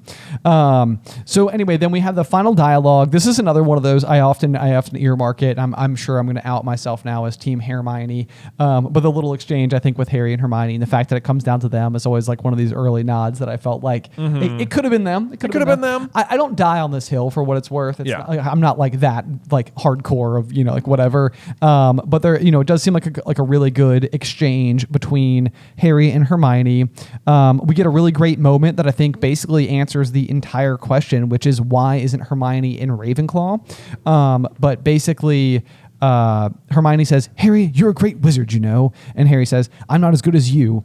Me, said Hermione, books and cleverness. There are more important things, friendship and bravery. And this is exactly like Neville as well. It's like Neville values bravery. And that's why he's like the ultimate Gryffindor. And I think in this particular situation, Hermione herself is basically like books, cleverness, like, those are fine, but like I'm good at them, clearly. Of course. A little like shoulder shrug there. But I think the emphasis on friendship and bravery are what mark her as a true blue Gryffindor. I also feel like this line in particular is like supposed to telegraph to you, the reader, that like what actually makes a good wizard isn't being good at magic, it's being good at friendship and bravery. Like, these are qualities of a good wizard, not how well you can like cast a spell or something. Right, like your technical abilities. Which even like it even speaks to like the tasks they're doing, because like one of the things that like Harry's really going to need to defeat Voldemort is like his friends. And like that's what all of these tasks really are. It's like you will have to rely on each other to do them. Yes.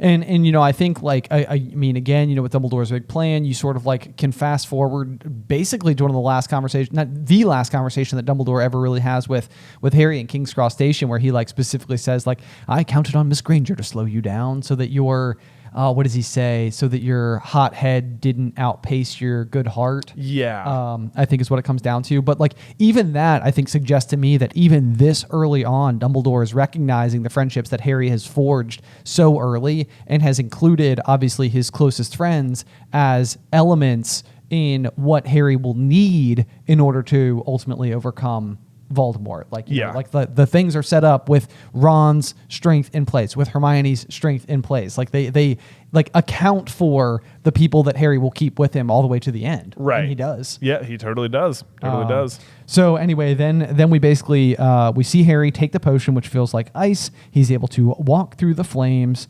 And we end with the cliffhanger that says, there was already someone there, but it wasn't Snape.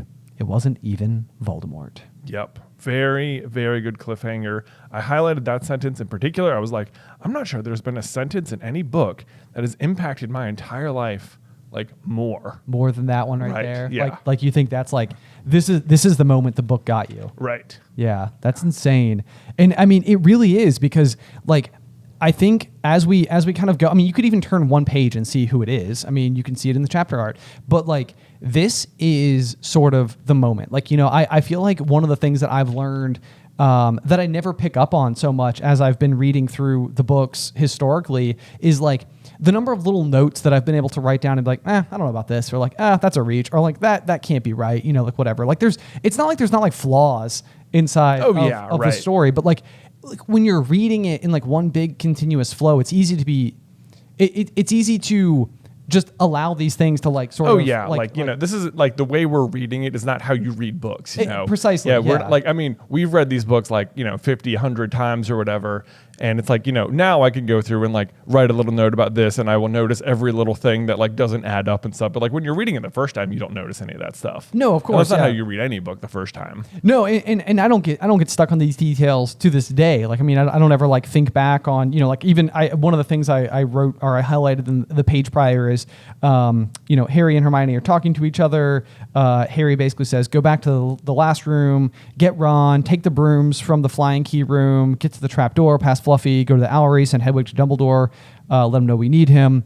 And Harry says, I might be able to hold Snape off for a while. Yeah, and it's like one of those things where it's like, Harry, no, you cannot. You cannot even. Maybe if you had the cloak, possibly.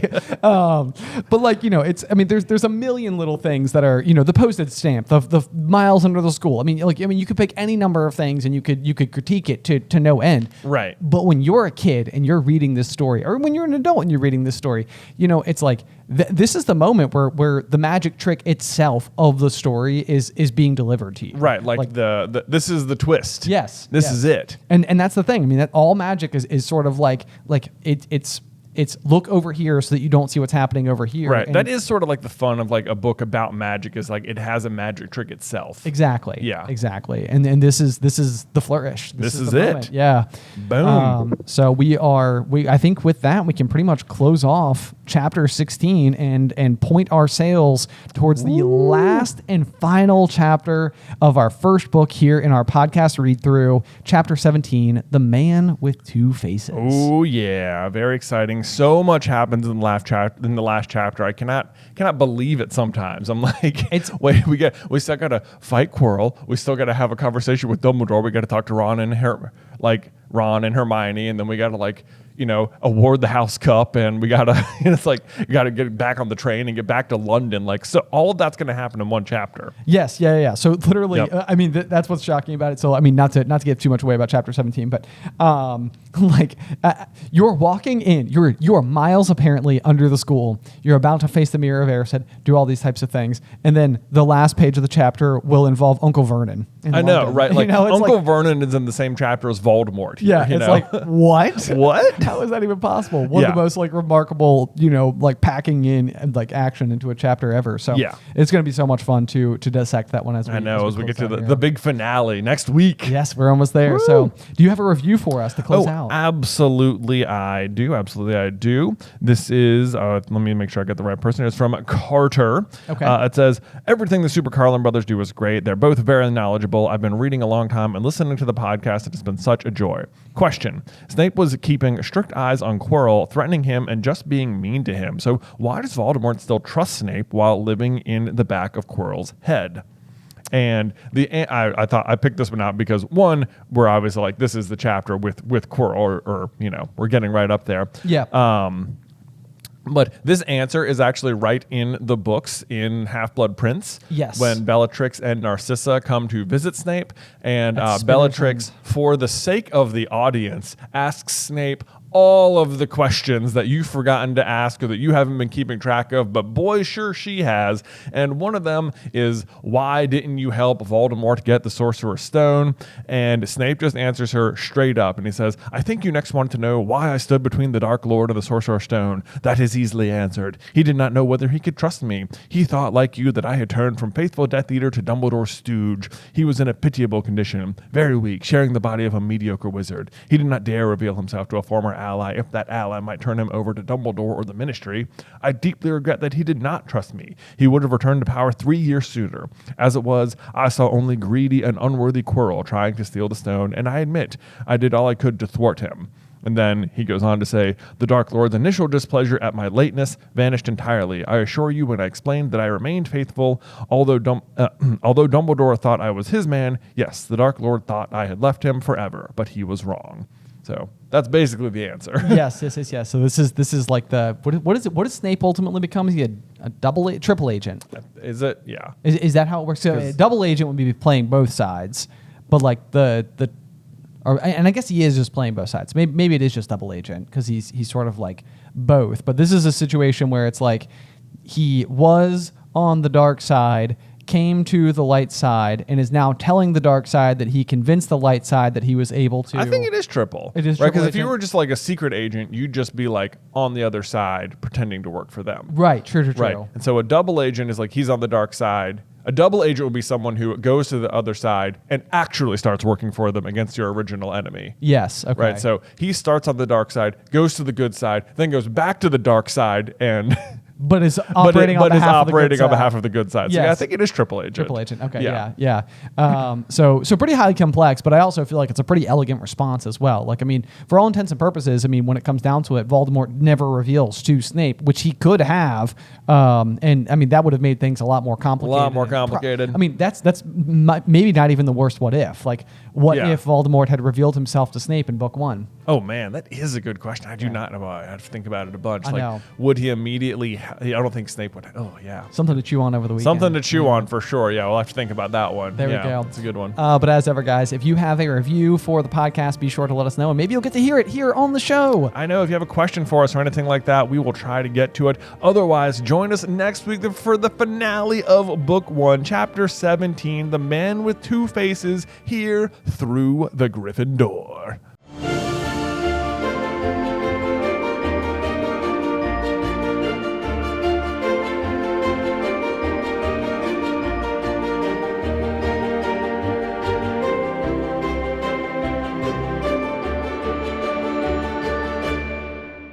Welcome, dear listeners. I'm Jonathan Carlin. And I'm Benjamin Carlin. And we invite you to join us through the Griffin Door, your one-way ticket to the enchanting world of Harry Potter. So grab your wands, dust off your broomsticks, and join us as we unlock the secrets behind Philosopher's Stone, Chapter 17, The Man with Two Faces. Man, we are at the final chapter. The end of Book 1. I can't believe how fast it happened. I know.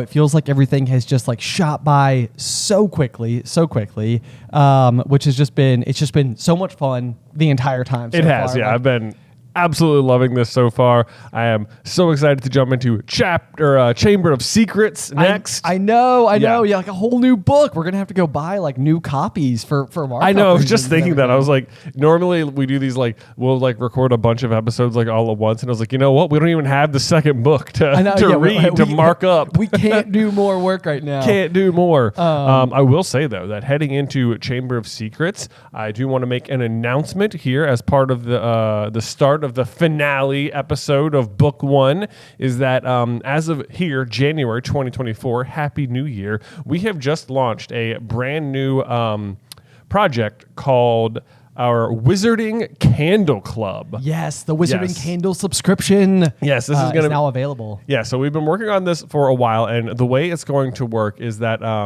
we have basically a monthly candle subscription, and so every month you'll get a brand new mystery, magically scented candle, something inspired by the wizarding world. So month 1, since we're heading into Chamber of Secrets right now, we thought there was a pretty obvious first candle that we should do, and it's just called Pretty Obvious, and it smells like lilac. And what's really cool about the candles is that as you burn them, not only are they magically scented, but there's a little bit of magic inside them as well. Indeed, yes, indeed. So as the candle burns down, you will slowly reveal a hidden and collectible charm inside of the candle itself. Yeah, so each candle has its own unique collectible charm on the inside that you can collect after you burn down the candle. So you have something to look forward to whilst you enjoy the smell. Those are available to sign up.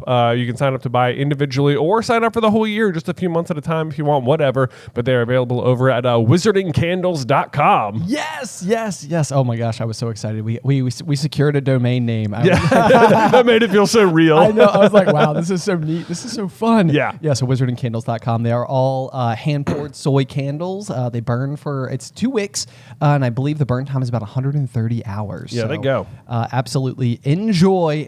Be sure to go and check those out, wizardingcandles.com. But without any further ado, let's step into Chapter 17, The Man with Two Faces, where arguably I think the first major occasion of my entire life, at age, what would I have been, like age 8 or 9 years old, probably one of the biggest mind-blown moments. I know that it wasn't Snape. That it wasn't Snape. That it's Quirrell. That it was Quirrell, yeah. yes. I mean, the book sets you up so hard to be Snape, like yes. almost like openly misdirecting you. I mean, most books that have a twist ending are trying to misdirect you. This one, even when you go back and you know what the twist is, it's like, boy, I don't know, they're really pointing you in the wrong direction here. It's funny that you say that, actually, because I was thinking, like, as a kid, like when I had read the book, or then like when I got like further away from it, I was like, I bet it was super obvious that it was like Quirrell the whole time. And then like as you go through, it's like, it's amazing to me how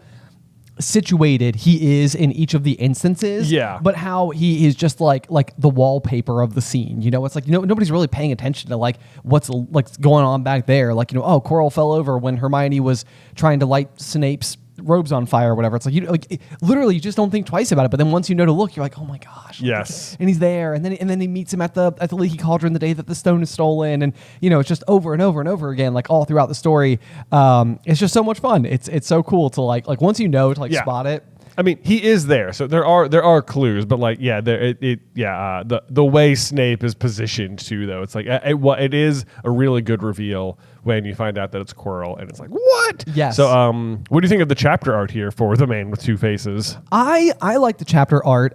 We have in office, there is an amazing illustration that was done back, like I think when Think Geek was a company. We would order these posters of each of the various, like I think they only ended up doing books 1 through 4, possibly either before the artist decided not to continue doing it, or the company went out of business, or I don't know what happened. Yeah, but there's only 4 of them. Yes, but the imagery that is used depicts the scene that Harry is currently walking into, and I love it because it's basically like, Quirrell standing before like the mirror, but facing Harry, but then you can see the reflection of Voldemort in the mirror itself.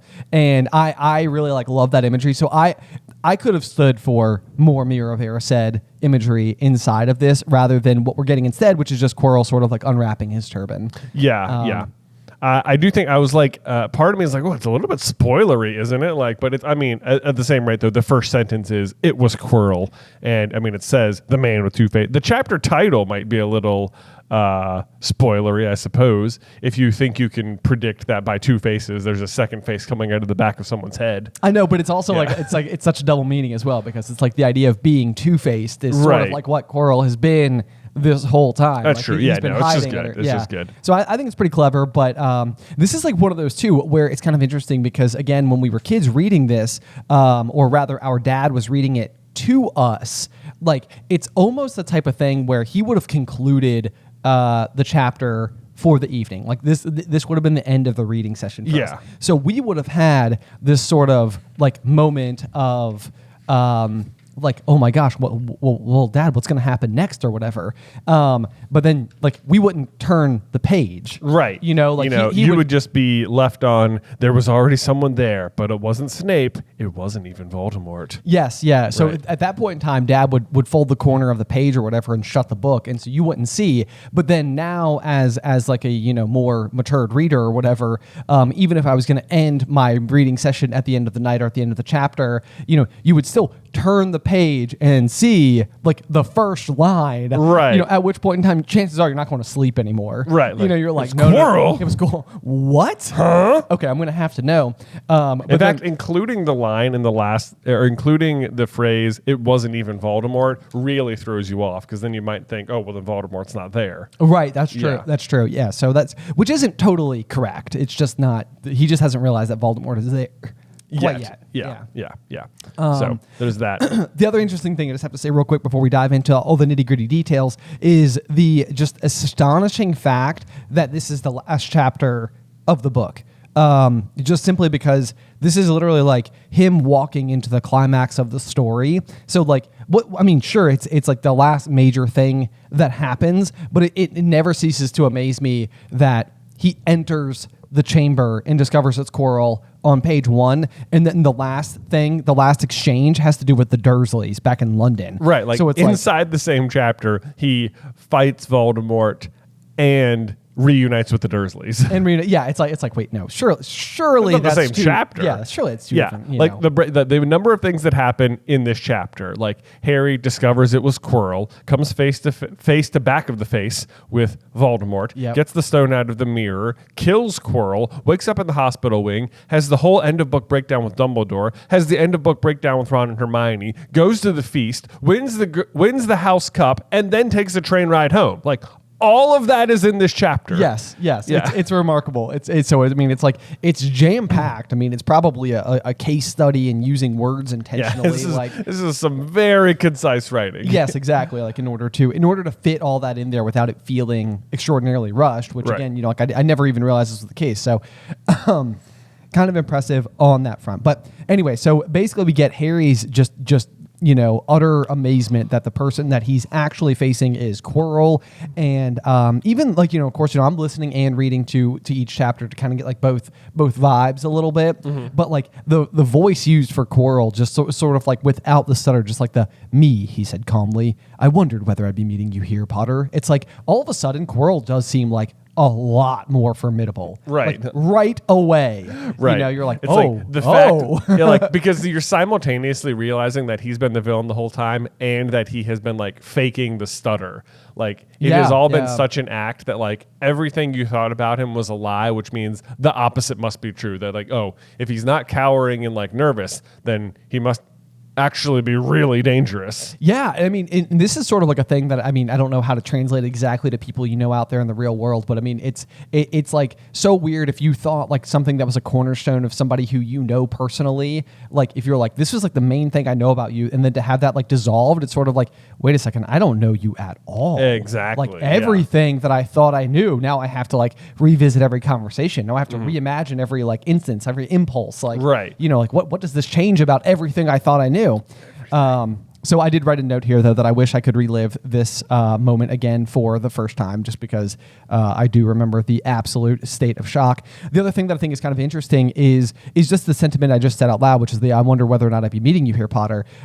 This is something in my head that, again, like whenever I like recall the story without thinking of the specific details, in my head it almost seems like Voldemort like intends to encounter Harry at the end. Yeah. But I it's like that's not explicitly true. Like, I mean, on some level, it's a little bit of like a coincidence that they both happen to be in there, and otherwise, Quirrell is just in the chamber that night, and he's just he's just gonna fail at getting the stone. He's just gonna have to try again a different day. Right, like, that's the thing. Or if he can even get out, you know, like that's the other part of it. Like if like that, so there's a weird thing at the end of the chapter where it seems like Harry believes that Dumbledore like intended for him to try and go down and stop Quirrell / Voldemort. Right. Yeah. Right. Which is an interesting thought, because at the same rate, it's like if Quirrell tries to go down there and steal the stone like by himself, like he's not going to be able to get it. Like there's no need for Harry. Like he'll just fail because he can't get it out of the mirror,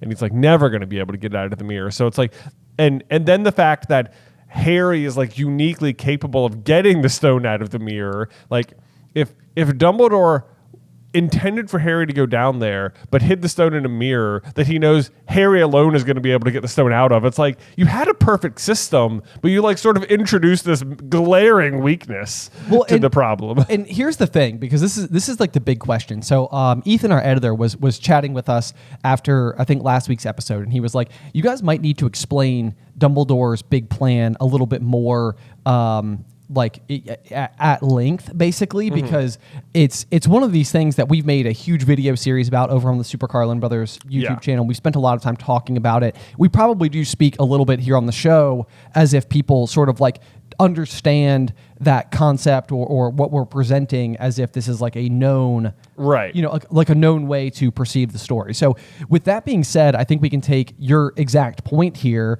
and maybe like give like a crash course on the overall a big plan. Sure. Because on some level, I feel like what you could make the argument for, because I had the same thought as I was reading through this chapter. I'm like, realistically, Harry being in the chamber beneath the school with Quirrell and the mirror is worse for protecting the stone than anything else. Right. And we've always sort of made the argument that we believe that like the reason why like what's happening is like Dumbledore is knowing each of the Golden Trio's specific strengths. So the reason that there's a chess set is on purpose because Ron can beat the chess set. The reason there's a logic puzzle is because Hermione can beat the logic puzzle. Because the reason there's a flying puzzle is because Harry is the seeker. Yeah, exactly. Even Fluffy is sort of an obstacle that is brought to the table by none other than Hagrid, who has been like one of Harry's other best friends inside of the wizarding world. Right. And on some level, you know, like Dumbledore sort of has this like immense trust for Hagrid, and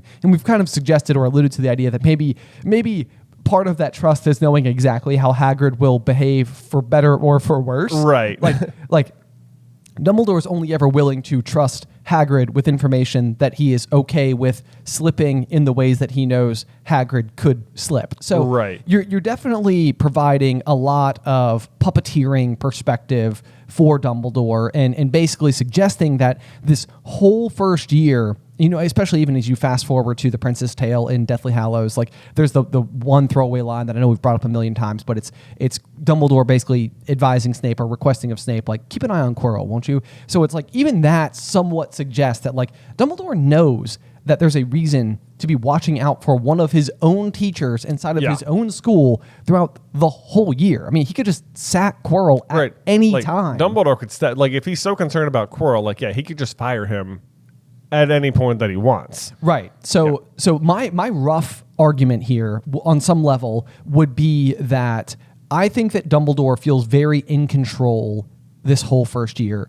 of all of the players. I think he kind of knows just about where everybody is on the map. Yeah. And I think that like a lot of what he's doing is like watching events unfold and attempting to learn more about not just Harry and Voldemort, but what their relationship might be like with one another. And in the grand scheme of things, like what does it mean for Harry to be the one capable of defeating the Dark Lord? Because going into this year of school, even the Death Eaters, like part of the reason Malfoy extends a hand of friendship to Harry is because the Death Eaters believe that Harry could be the second coming of the Dark Lord. Right, like that's how he was able to defeat Voldemort, because he's an even darker, more powerful wizard. Exactly. Yeah. So for Harry to be the one capable of defeating Voldemort isn't explicitly saying it's for the good. Right, I mean, sure. That might just be suggesting that like this guy can beat him, but he's your bigger problem. Right, yeah. So to me, my interpretation, my suggestion that I would lob out into the ether would basically be that what we're getting here is Dumbledore's attempting to understand who Harry is at his core. What does this person stand for? That's probably why he lets him tie in the mirror. Yeah, precisely. Yeah. I mean, and I think that's a big step. You know, he gives him the invisibility cloak. He gives it to him over Christmas.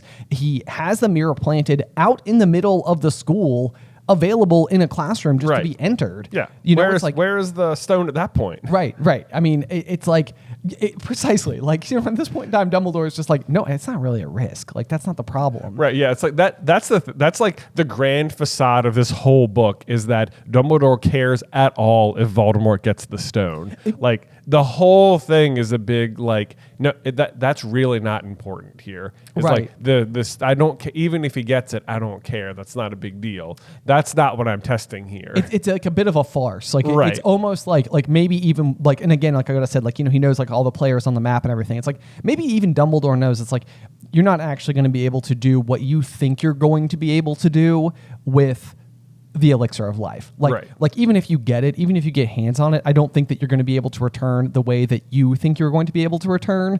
And I think this was sort of something we were chatting about with the team a little bit, but even the fact that Nicholas Flamel's like age at this moment is 665. Yeah. And like by the destruction of the stone itself, meaning he won't become 666 years old. Yeah, that feels intentional. It feels a little intentional. It feels to me like a little bit like even like possibly Nicholas Flamel was like like Dumbledore's not guarding the stone or something. It's like this is all like strategic. Maybe, and we even talked about the centaurs. Maybe it's written in the stars, right? Like, well, because we just made a video over on the main Super Carlin Brothers channel about how like the centaurs read the sky and stuff, and how Dumbledore has that pocket watch with the 12 with like all the little 12 hands and all the planets on it. And it's like there's no reason to overcomplicate telling the time, right? Like, what is the point of that watch? And it's like, what if the point of that watch is just like that's his way to like glance at the future rather than at this, at the sky or something. Right. So it's like maybe he's able to like, discern more information because he can read the planets in the same way that the centaurs can, even though most wizards can't. Right. Exactly. And so basically the proposal would be that a lot of what you're seeing inside of this and a lot of the reason, because I mean, we've said it a million times, but like, why would there be obstacles guarding the stone? That's an obstacle just merely suggests that like, if you're willing to beat or if you're able to beat our challenges, then yeah, go right ahead. Go ahead and take it. It's almost as if like, yeah, if you can beat us, then you're entitled to the prize at the end of the journey. Yeah. And it's like, wrong, like that's not how anybody protects anything. Right. And it's like, and the obstacles just don't matter because no one can get through the mirror anyway. Exactly. Like you may as well put it up in the Great Hall and say, the stone's in here. Like there's nothing anyone can do about it unless you're Harry. Right. Yeah. So what it really does, and exactly what you brought up already, and what Harry says is that let's see here. I want to get the exact line from Harry, but it's basically when he's telling Ron and Hermione that he thinks that Dumbledore pretty much was giving them the opportunity to take a stab at it if they so desired. But I also, so he's a funny man, Dumbledore. I think he sort of wanted to give me a chance. I think he knows more or less everything that goes on here, I think I reckon he had a pretty good idea we were going to try, and instead of stopping us, he just taught us enough to help. I don't think it was an accident. He let me find out how the mirror worked. It's almost like he thought I had the right to face Voldemort if I could. But the thing is that I just don't see a world where Dumbledore is actually, did you highlight the exact same thing? That whole paragraph, The thing is that I just don't think that Dumbledore would actively send a lamb in for slaughter. No, well, that's the thing is that either he doesn't really think that, like, Voldemort getting the stone is that big a deal, or having seen what Harry saw in the mirror, he's confident that it doesn't matter if Harry gets the stone out while Quirrell is there with Voldemort. Like, they can't beat Harry. Like, he already has enough faith in him. Yes. Like, it's of no concern. Like, Harry will already beat you. Right. And so I think, and then what we ultimately know as well is that like when Dumbledore is talking about Harry's greatness, when they're in limbo in King's Cross Station after Harry has faced death, in the Forbidden Forest at the hands of Voldemort, one of the first things that Dumbledore brings up is like, do you know how few people could have seen what you saw in that mirror? Like he is talking about Harry's just innate uniqueness, his unique nobility, which even the moment that Harry wakes up in the hospital wing, I feel like there's a couple of really interesting tidbits there. One of which is that when Harry first wakes up, he sees something gold glinting just above him, the snitch. He tried to catch it, but his arms were too heavy. He blinked. It wasn't a snitch at all. It was a pair of glasses. How strange. I think it's so interesting to me that like Harry's effectively coming up from darkness and is mistaking what he's seeing, which is the kind eyes of Albus Dumbledore, as a snitch, when also eventually Dumbledore will give him a golden snitch, specifically so that he's able to go in reverse order and accept death. Right. Like it's like the scene just plays itself out in the other direction. That's very, you're right. I did not interpret it that way, but I do really like that that reading of it. Yes, that's but then very clever. Even Harry's immediate reaction upon waking up is that his immediate concern is for the stone itself. Right. And over again, Dumbledore is attempting to explain to him like, what's happened, and instead of ever being concerned about like his own health, what happened to me? What happened? It's like he's like, Voldemort has the stone, Voldemort has the stone, Voldemort has the stone. Right, like, yeah. Like I need to warn you. It's like, bad. Come on. Hold on. Listen. Yes. And so, they're going back and forth, and Dumbledore says, 3 days, Mr. Ronald Weasley and Mrs. Granger will be most relieved to have come around.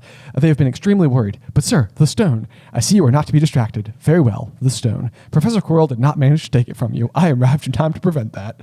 So I mean, it's just like, even in like, and I mean, this is Harry through and through, like this is like the innate goodness, the innate bravery that this soul is capable of possessing. Is that, I mean, he's just like, he doesn't have false intentions. He's not seeking glory. He is just literally trying to do the right thing. Yeah. And I think personally that's the point of all of book 1 is Dumbledore wants to learn whether or not that's what he has on his side. Yeah. So I don't know if we actually to round that off, if we're going to try and explain the premise of Dumbledore's big plan, then as it fits into the greater thing, is that the idea behind Dumbledore's big plan is that Dumbledore is the only one who knows the full prophecy, having been the one it was made to. Right. Meaning he alone knows that Harry is like destined to possibly defeat Voldemort. Right. And since he knows that by himself, he is able to like quietly pull the strings on Harry's life and guide him towards that ultimate end. And if you're like looking for it, you can see the ways in which he is directing Harry's life because he knows the prophecy. Exactly. Yeah. So he's basically sending him through, like a maze of sorts, attempting to, kind of like whittle him into exactly who he needs to be in order to successfully face death. Right. Yes. It all culminates there. And there's a lot of there's a lot of clouds on the map too. Like at this point, like Dumbledore doesn't know about the Horcruxes or anything. That's also true. Either, Yeah. So there's a lot of stuff that Dumbledore himself hasn't been able to fully piece together, but things that Harry will actively contribute to rather significantly and absolutely starting with our next book, Chamber of Secrets. So we'll get into that as we get there. But in the meantime, I think we've made it about 4 sentences into this chapter so far. We've made it far. We've covered a lot though, so I don't think we don't have to necessarily go hyper aggressively. But where would you like to go from here? Well, I think it's interesting that not to get stuck on the 4th sentence again, but he says, "I wondered whether I'd be meeting you here, Potter." And it's like interesting to me that Quirrell was concerned he'd meet the first year Harry Potter and not like Snape or one of the professors or something. Like Quirrell's concerned about Harry. Right. Like he hasn't actually been that meddlesome, but he does say like, no, I tried to kill you. I'm like, even that, I'm like, why were you trying to kill Harry? Like, what had he done to that point that was like, I got to get rid of that 11-year-old. He is gonna mess up my plans. Right. Well, so do you not think at this point in time that Voldemort has just been being like, hey, that's the one, that's the kid we don't like. The one. I mean, I guess that's probably it. I guess he talks about how Hermione broke his eye contact. I'm like, that's just never how jinxes are described again for the rest of the book, the rest of the series. So I think that's interesting. There's another one of those where just a couple paragraphs later we get Quirrell snapped his fingers, ropes sprang out of thin air and wrapped themselves tightly around Harry. That's some pretty impressive. Yeah, some pretty impressive nonverbal. Wandless and nonverbal magic. Like whoops, that's crazy. I mean, I guess again, Voldemort maybe is teaching him some tricks and stuff. Could be. So. Yep, absolutely. I love where he says, like, why do you think Snape wanted to referee your next match? But then he's wanted to make sure that I didn't try and kill you again, but he needn't have bothered. I couldn't do anything with Dumbledore watching. All the other teachers thought Snape was trying to stop Gryffindor from winning. He did make himself unpopular, which I love that because it's like, Dumbledore lets that happen. It's like Dumbledore be like, Snape, don't worry. Like great instincts on trying to protect Harry. I'll be there, so you don't got to worry about it.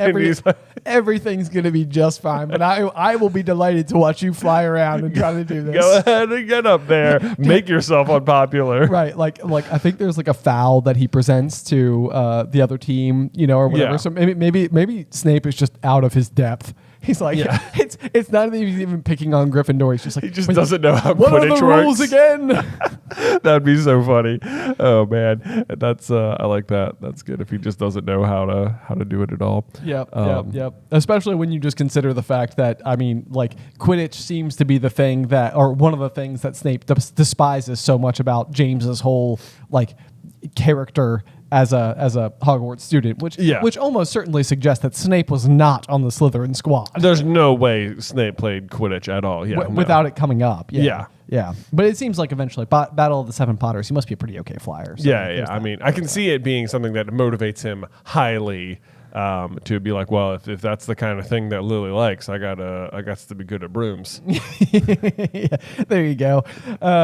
Otherwise, I did have a little note here as this exchange is going on. It's just it reminds me so much of The Incredibles, where he's like, he starts monologuing. Oh my gosh, I know. I even wrote down. It's just like he's needlessly open. I know. Yeah, he's just like, I got to tell you everything about how this year unfolded and why all of it did exactly what it did. So I did write a note down as well as whether or not some of the monologue is like for the benefit of the reader. Oh, I mean, 1,000% it is. Right. So I mean, a lot of like what's happening here is it's basically like this thing that happened. Let me try to explain to you why like that happened, so that you don't end up always just asking the question, like.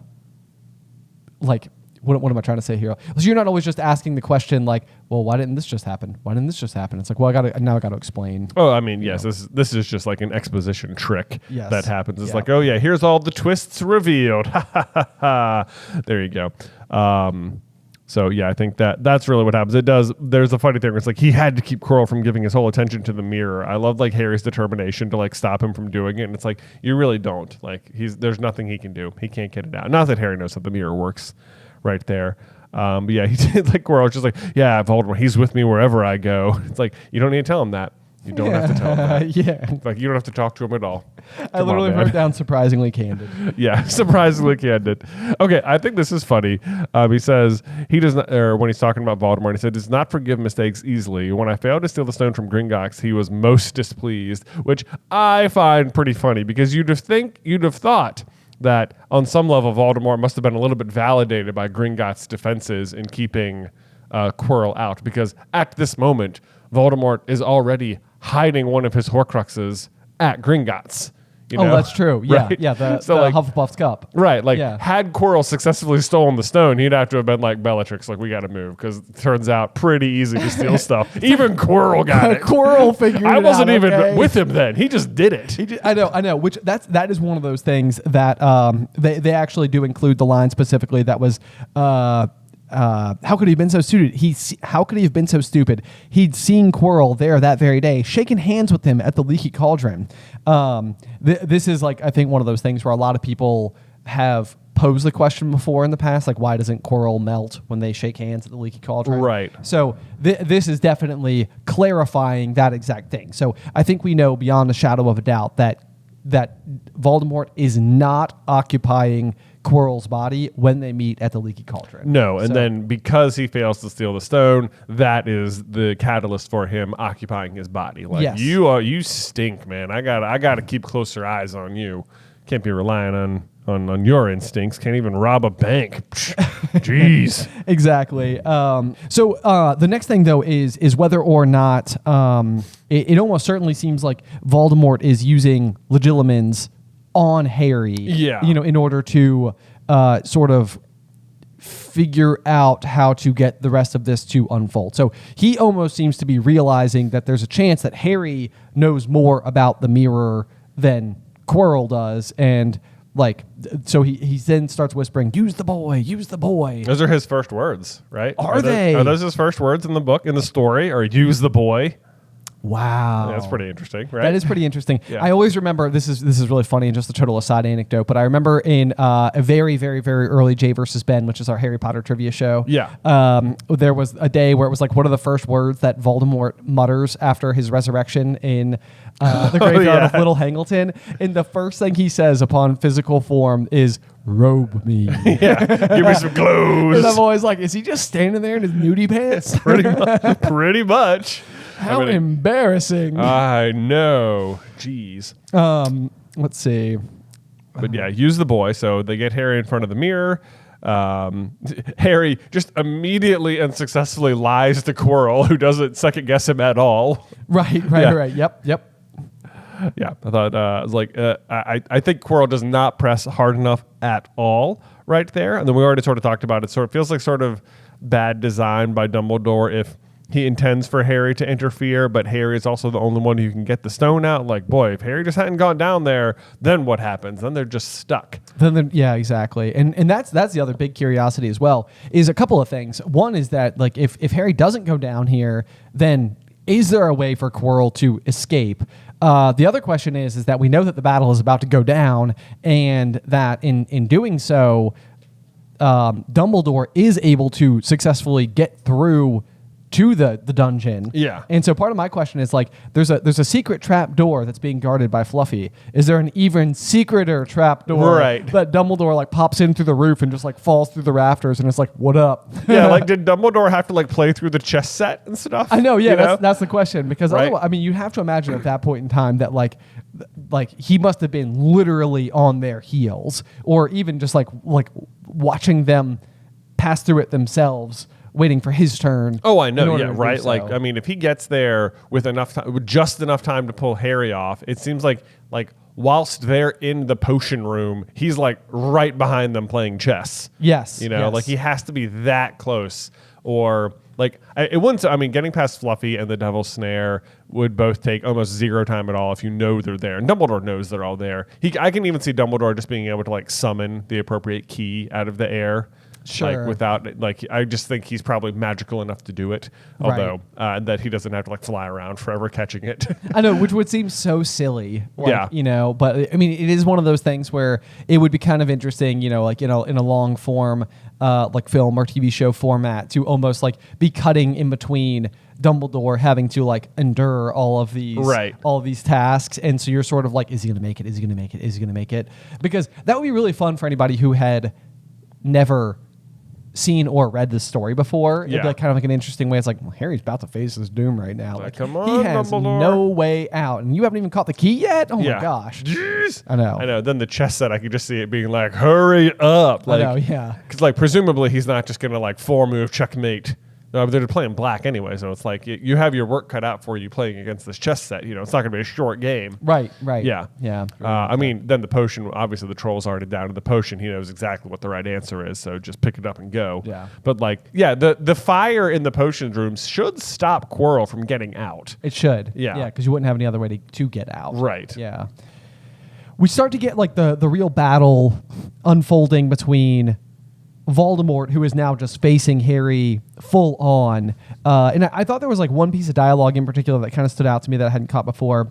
But Voldemort to Harry says, "Don't be a fool. Better save your own life and join me, or you'll meet the same end as your parents. They died begging me for mercy." "Liar!" Harry shouted suddenly. And then Voldemort responds with, "How touching. I always value bravery." And this is kind of an interesting one. And goes back to, like, one of our other kind of big theories, which is what, because that's obviously, like, a very Gryffindor trait. Yeah. Valuing bravery. And I mean, he could just be being sarcastic manipulative or evil or whatever. But it is kind of fascinating because we know as much as Voldemort is a Slytherin and buys into these sort of, like, very fanatical, radical, pure-blooded beliefs that supposedly come from Salazar Slytherin himself. We know that he was still willing to use Hufflepuff's cup, Ravenclaw's diadem, and then was looking for something from Gryffindor in order to make his final Horcrux. So this is kind of one of those things where it's like it's kind of hard to, like, wrap your head around, or it was for me at least, is that in my head, I would imagine that Tom Riddle hates Gryffindor. Like, he would hate everything to do with Gryffindor. But he doesn't really. Like, he has a fascination with the founders of Hogwarts Well, Castle. because he loves Hogwarts. Because he loves Hogwarts. Yeah. Exactly. Like, and so, like, when it comes down to it, this basically what I'm suggesting is I feel like that line in particular, I feel like it's another feather in the cap for the idea that he did, in fact, when he was going to kill Harry in Godric's Hollow, he had the sword of Gryffindor with him. One of my favorite theories, absolutely, is that he had the sword with him when he went to go kill Harry and was intending for that to be his last Horcrux. Yes. I also thought what's interesting about that passage is that when he says, "Better save your own life and join me," like, this is, like, it's not really something that, like, that offer for Harry to join Voldemort never really comes up again. Oh, yeah, sure. Yeah. Like, it feels like maybe that could have been, like, a plot line, like, very, Luke and the Emperor kind of thing where it's like, oh yeah, don't worry about beating him. We'll just get him to our side. Right. But it's like, and there's even, I think, a moment earlier in this book where Harry is like, I'm never going to the dark side or something. So I'm almost surprised there's not like a section of the book where you're like wondering if Harry's like going down the wrong path. He's getting a little darker. I know. But like, yeah, it's like he says he's never going to do it. He refuses him here, and Voldemort's like, all right, good enough for me. This kid's solid. Yeah, he's like, hey, ironclad. Ironclad. He is surely in extreme opposition to me. Yeah. But it is also kind of interesting that he would even extend that offer of joining him, because at this point in time, at least Voldemort himself knows enough of the prophecy to know that neither can live while the other survives. Right. So it's like you would never benefit from having even Harry on your side, even if he was willing to do it. Oh, well, I mean, even the offer, I feel like, is a lie. Yeah, like, it's just, yeah. he just wants Harry to join him to get the stone, and then I think he'd kill him no matter what. He Almost doesn't certainly. genuinely want an ally. Right. But, it's like he never goes for this tact ever again. Yeah. Yeah. This was a weird question, and this is like half baked at best. But it was when I was wondering about like if he got the stone and he was going to use it. Like I sort of imagine like Quirrell either like touching the stone to like this vaporeal mist that he's existing at. I was like, would that then like transmute the mist into like a physical body? And if so, would it be gold? Oh, I think it turns metal into gold. I mean, it does turn metal into gold. That's a good point. Yeah. Yeah. So the mist surely isn't metal, so probably not that. But I was like, it would be so interesting if somehow we had like a really tanned, Yeah, right. like just bronze or something, Right. Because he's always described as so like pale or almost like semi-translucent. Yeah. If he was um, just like shining. yeah. If like all the iron in his blood was now gold. Yeah. Right. That would be super interesting. But yeah, it's always been kind of one of those things where I was like, what would he do? I know, it says it produces the elixir of life, and I'm like, what does that mean? Like, is there like liquid pouring out of the stone? Do you like touch it to water and it turns it into the elixir of life? Would you just touch Voldemort with the stone and he would get his body back? Right, like it almost feels more like an ingredient, but I could almost see a world where it is such a complex ingredient that what you're adding it to is something as simple as like water. Right. Like it's just like water and Philosopher's Stone gives you the elixir of life. Right. And that is how you can sustain life. But the other thing we know, at least from the Fantastic Beasts movies, is that at this point in time, Nicholas Flamel is not in good health. Or at the very least, he's quite frail. Yeah. From this extraordinarily long existence. So that's the other thing that I've always found kind of fascinating, is that like it doesn't really feel like the stone would give him strength and power and body and form in the same way that what we ultimately see unfold in again in Little Hangleton, where he does achieve his body. Like what he ultimately ends up doing almost seems better than what he's attempting to do right here. Well, I think this is just to get his body back. I think Dumbledore ultimately says that is like the stone would have been able to give him his body back, but after that he would have continued to rely on his Horcruxes. Oh, okay. Yeah. Okay. I got you. Yeah, That's so interesting. I think this is just get back to a corporeal form. Kind of a husk. Yeah. Right. Okay. All right. Well, that makes sense. But then from there, we sort of get like the very classic, and this was like one of those things again as a kid. As I was listening to it, I was like, I don't know how Harry wins. I was like, It's because Quirrell refuses to use his wand. I know. I literally wrote that. It says, "Master, I cannot hold him." I literally wrote, "Dude, use your wand." Which hilariously is the exact opposite problem Voldemort himself has when he's going to attack baby Harry. It's right. Like he probably could have been successful using any other method other than Avada Kedavra / magic. Right. Yeah. It's like. I mean, I don't know. So it's. I don't know. Do you think he would have been? In my mind, I feel like what Harry is most protected by is by magic, and this is another one of those like Voldemort could not be Voldemort if he was capable of loving. Like if Voldemort was capable of using a non-magical method of attacking Harry, then it could work. I think because he kills Lily with Avada Kedavra, it's like Lily's spell is protecting Harry like specifically from Voldemort, I think. Yeah. Right. What do you think I'm saying? So I think if he had like stabbed Lily, if he'd managed to kill her without magic. Or something. Stabbed. Nice. Yeah, or whatever the case. I think if he Avada Kedavra's if everything else is the same, but then he pulls out a knife and tries to like stab Harry, then like that knife still doesn't work. Oh, okay. Yeah. So you think he is protected from Voldemort basically no matter what? Yeah. Like it would just like ping off him.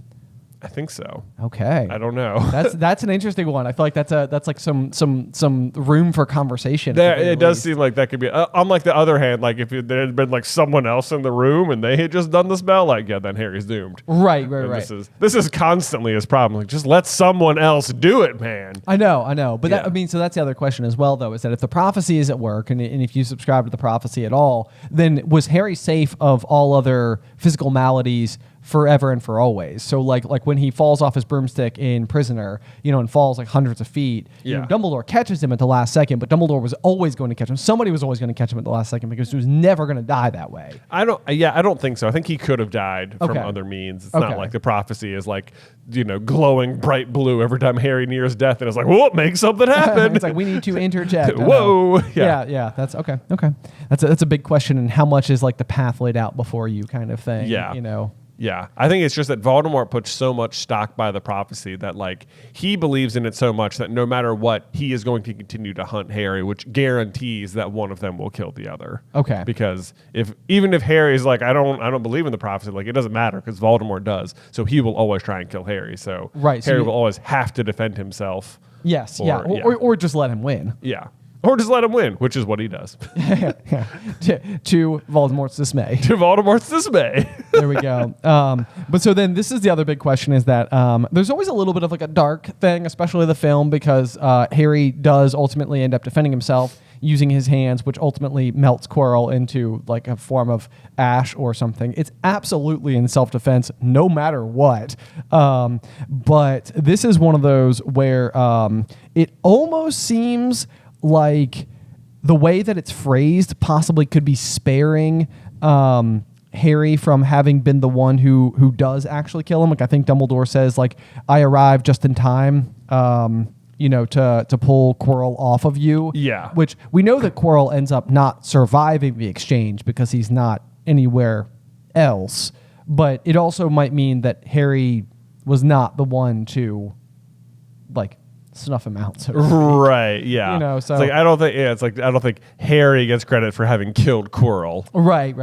Yeah. So I don't really know what ultimately does take him, or if he's just so weakened by the exchange that he just what does it say? I feel like maybe it's something to do with like Voldemort exiting his body is what maybe kills him.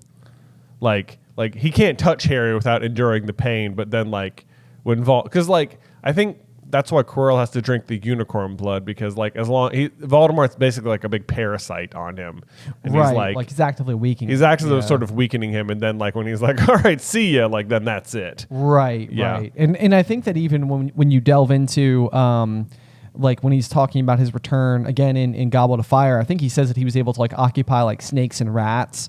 But like his presence was too much for most of them as well. So I suppose it stands to reason that like a human in the form of Quirrell could handle it for longer than a snake or a rat could. Yeah. But eventually it was still going to get there. Too much. So I think you could easily make the argument that Voldemort is the one as a parasite that kills. Yeah, because there's just something where like Dumbledore shows just as little concern for his like allies as he does his enemies. Where is that line in this chapter? I feel like I just read it. He left Quirrell to die. Okay. Yeah. Okay. He shows just as little mercy to his followers as his enemies. There you go. Yeah. Okay. So there's that. I think Voldemort leaving Quirrell is what kills Quirrell. Okay. Yeah. So we can spare Harry of collecting his first kill at age 11. Well, because the thing is, like, we know Harry doesn't have a split soul, so I don't think.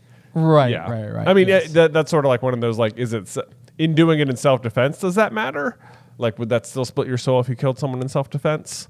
I mean, that's some whole other. That feels like another layers of magic. yeah. So that's a completely different moral debate. But I mean, it seems to me as though it would be different. it feels that way. Yeah. Versus like this premeditated type. Oh, I just thought of something. Okay. Is that like interestingly, Harry passes out, so he doesn't actually witness Quirrell die either, which means the Thestrals remain invisible to him as well. So I mean, this is always the question as well when it comes to that is, does he witness his mother's death? Oh, right. Yeah, that's another weird one, right? Because it's like clear. It's like he seems like he was awake and he has memories of it, Yes. and he continues to remember more and more of it.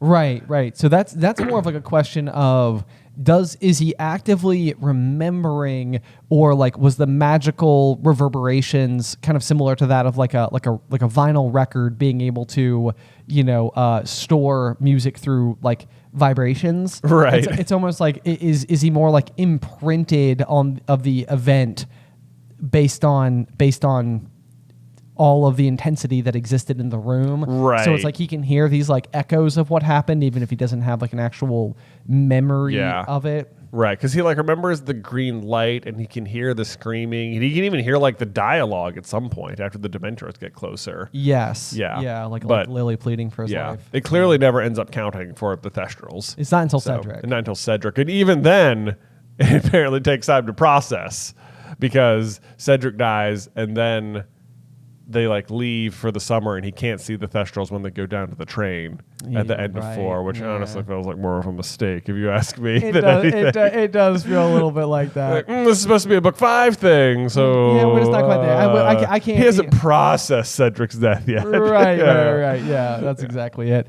I do think we have an entire video about that somewhere where I feel like we found some nugget or some morsel that was like, see, now is when it's happened.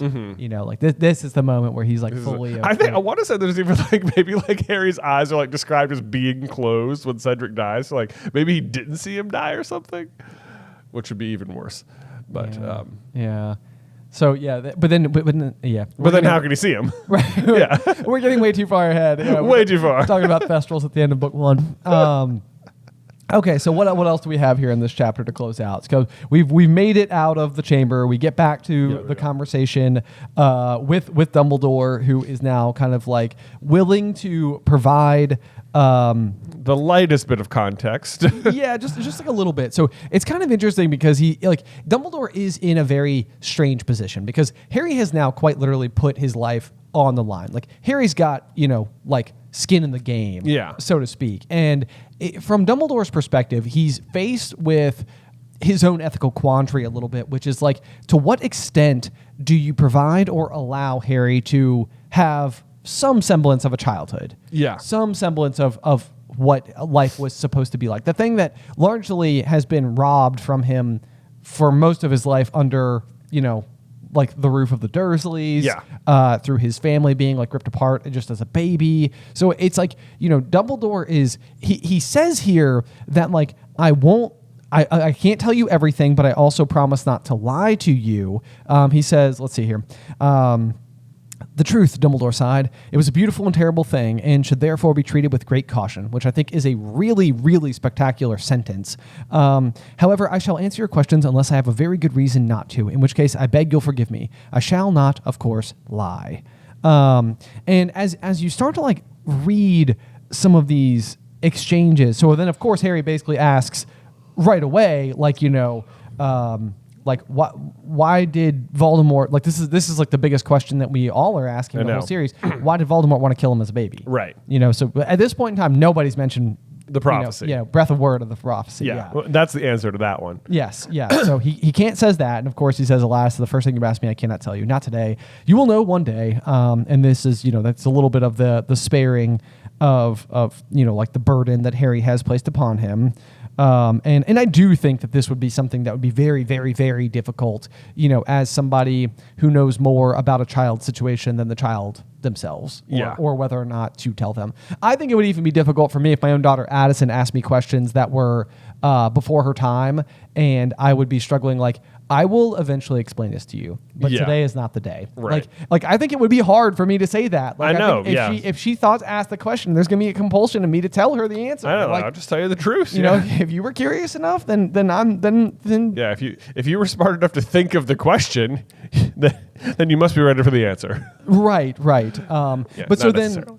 So then we move forward, though, and we learn a little bit, about the relationship between, Professor Snape and James Potter, where it's kind of... This is like one of those things where he just said he wouldn't lie. And what Dumbledore responds with is, well, they did detest each other, not unlike yourself and Mr. Malfoy, and then your father did something Snape could never forgive. What? He saved his life. Yeah, this really isn't the reason. It's not really the reason. Not really the reason. It's like, because what we essentially get from this playing out, it suggests that James has a far more important bit of history left to be explained, which I don't think is wholly true. Yeah. Like, he, of course, is a member of the Marauders. He helped create the Marauder map. He was able to become an Animagus. Yeah. All of those types of details, and they figured out the Whomping Willow, which I think is what James Potter ultimately does save him from. But like that, no, he saves him from Remus. Okay, yeah. Yeah. Who's a werewolf? Who's a werewolf? Who's who's what he's going to find if Snape goes through the Whomping Willow. And I think it's Sirius who has told Snape that, like, oh yeah, here's how you get through the Whomping Willow. You can find something crazy under there. Yeah. And then James is like, whoa, let's not go. Let's not pump the brakes here, friend. But this does not end up being relevant to the overall story. It's not relevant to the overall themes, to the overall plots, to anything. It's not relevant. It is kind of a lie. The real reason he's saving it was because he loved Lily. And that's the reason. Yep. There's also his explanation for like Lily's death. It says, your mother died to saved you. If there's one thing Voldemort cannot understand, it is love. He didn't realize that love as powerful as your mother's for you leaves its own mark. No, not a scar, no visible sign. To have been loved so deeply, even though the person who loved us is gone, will give us some protection forever. Like, I don't love, like, it skates around the answer to how the sacrificial love charm works, but like, I feel like the way he presents it just makes it sound like as long as anyone's mom loves them enough, Voldemort won't be able to hurt them, kind of thing. And it's like, what? It makes it just sound like no other mom would have died for their kid. And it's just like, that is just patently false. And it's like, you have missed the crucial information. Again, it's about Snape being in love with Lily, but that it is because he offered to let her live and she chooses to die. Like that is the crucial bit of difference here. Yeah, sacrificial protection, it's like, it does seem like it needs to come with, and sometimes this happens in the story anyway, but it comes with a whole bunch of caveats where it's sort of like, well, you have to have very special circumstances and this has to happen and that needs to be in play and, blah, blah, blah. And it's like, otherwise, because it does seem like, this was one of my biggest questions for the longest time about the whole saga, was it was sort of like, it just doesn't seem like Lily would have been the first person to have ever jumped in front of their child. Exactly. And maybe that's also just still true. It's just the fate of, like all of wizard kind wasn't hinging on that particular behavior on those occasions, if that makes sense. So like maybe other people have been protected from attacks from other people, but they were just maybe less overall relevant to history. Right, like it didn't knock down the Dark Lord, or it's like, and the other thing is, well, who's to say? I mean, it doesn't have to be over like a baby either. That's also true. Or a family member. Because Harry is able to enact the exact same kind of protection over all of the... Defenders of Hogwarts. Exactly. Yep. So that's a good point as well. But anyway, so as we then trudge forward, we basically have like another one of these like nice little exchanges that I think kind of comes back to the core of who like Dumbledore is, with the Bertie Bott's every flavored beans, and he basically is like, they're just having like essentially like one of the most pivotal and important conversations for all of the humanity of these people, and then it's like, let's talk about jelly beans. Yeah. Right. And then we get the all too famous, alas, earwax. Yes, there's that. I also like the line here where he reveals that he's the one who gave him the invisibility cloak, and he says it was your father's, and your father used it mainly for sneaking off to the kitchens to steal food when he was here. It's like, what I love about that sentence is that it implies that whilst James was sneaking off to the kitchens, like Dumbledore just like openly knows about it and does not care.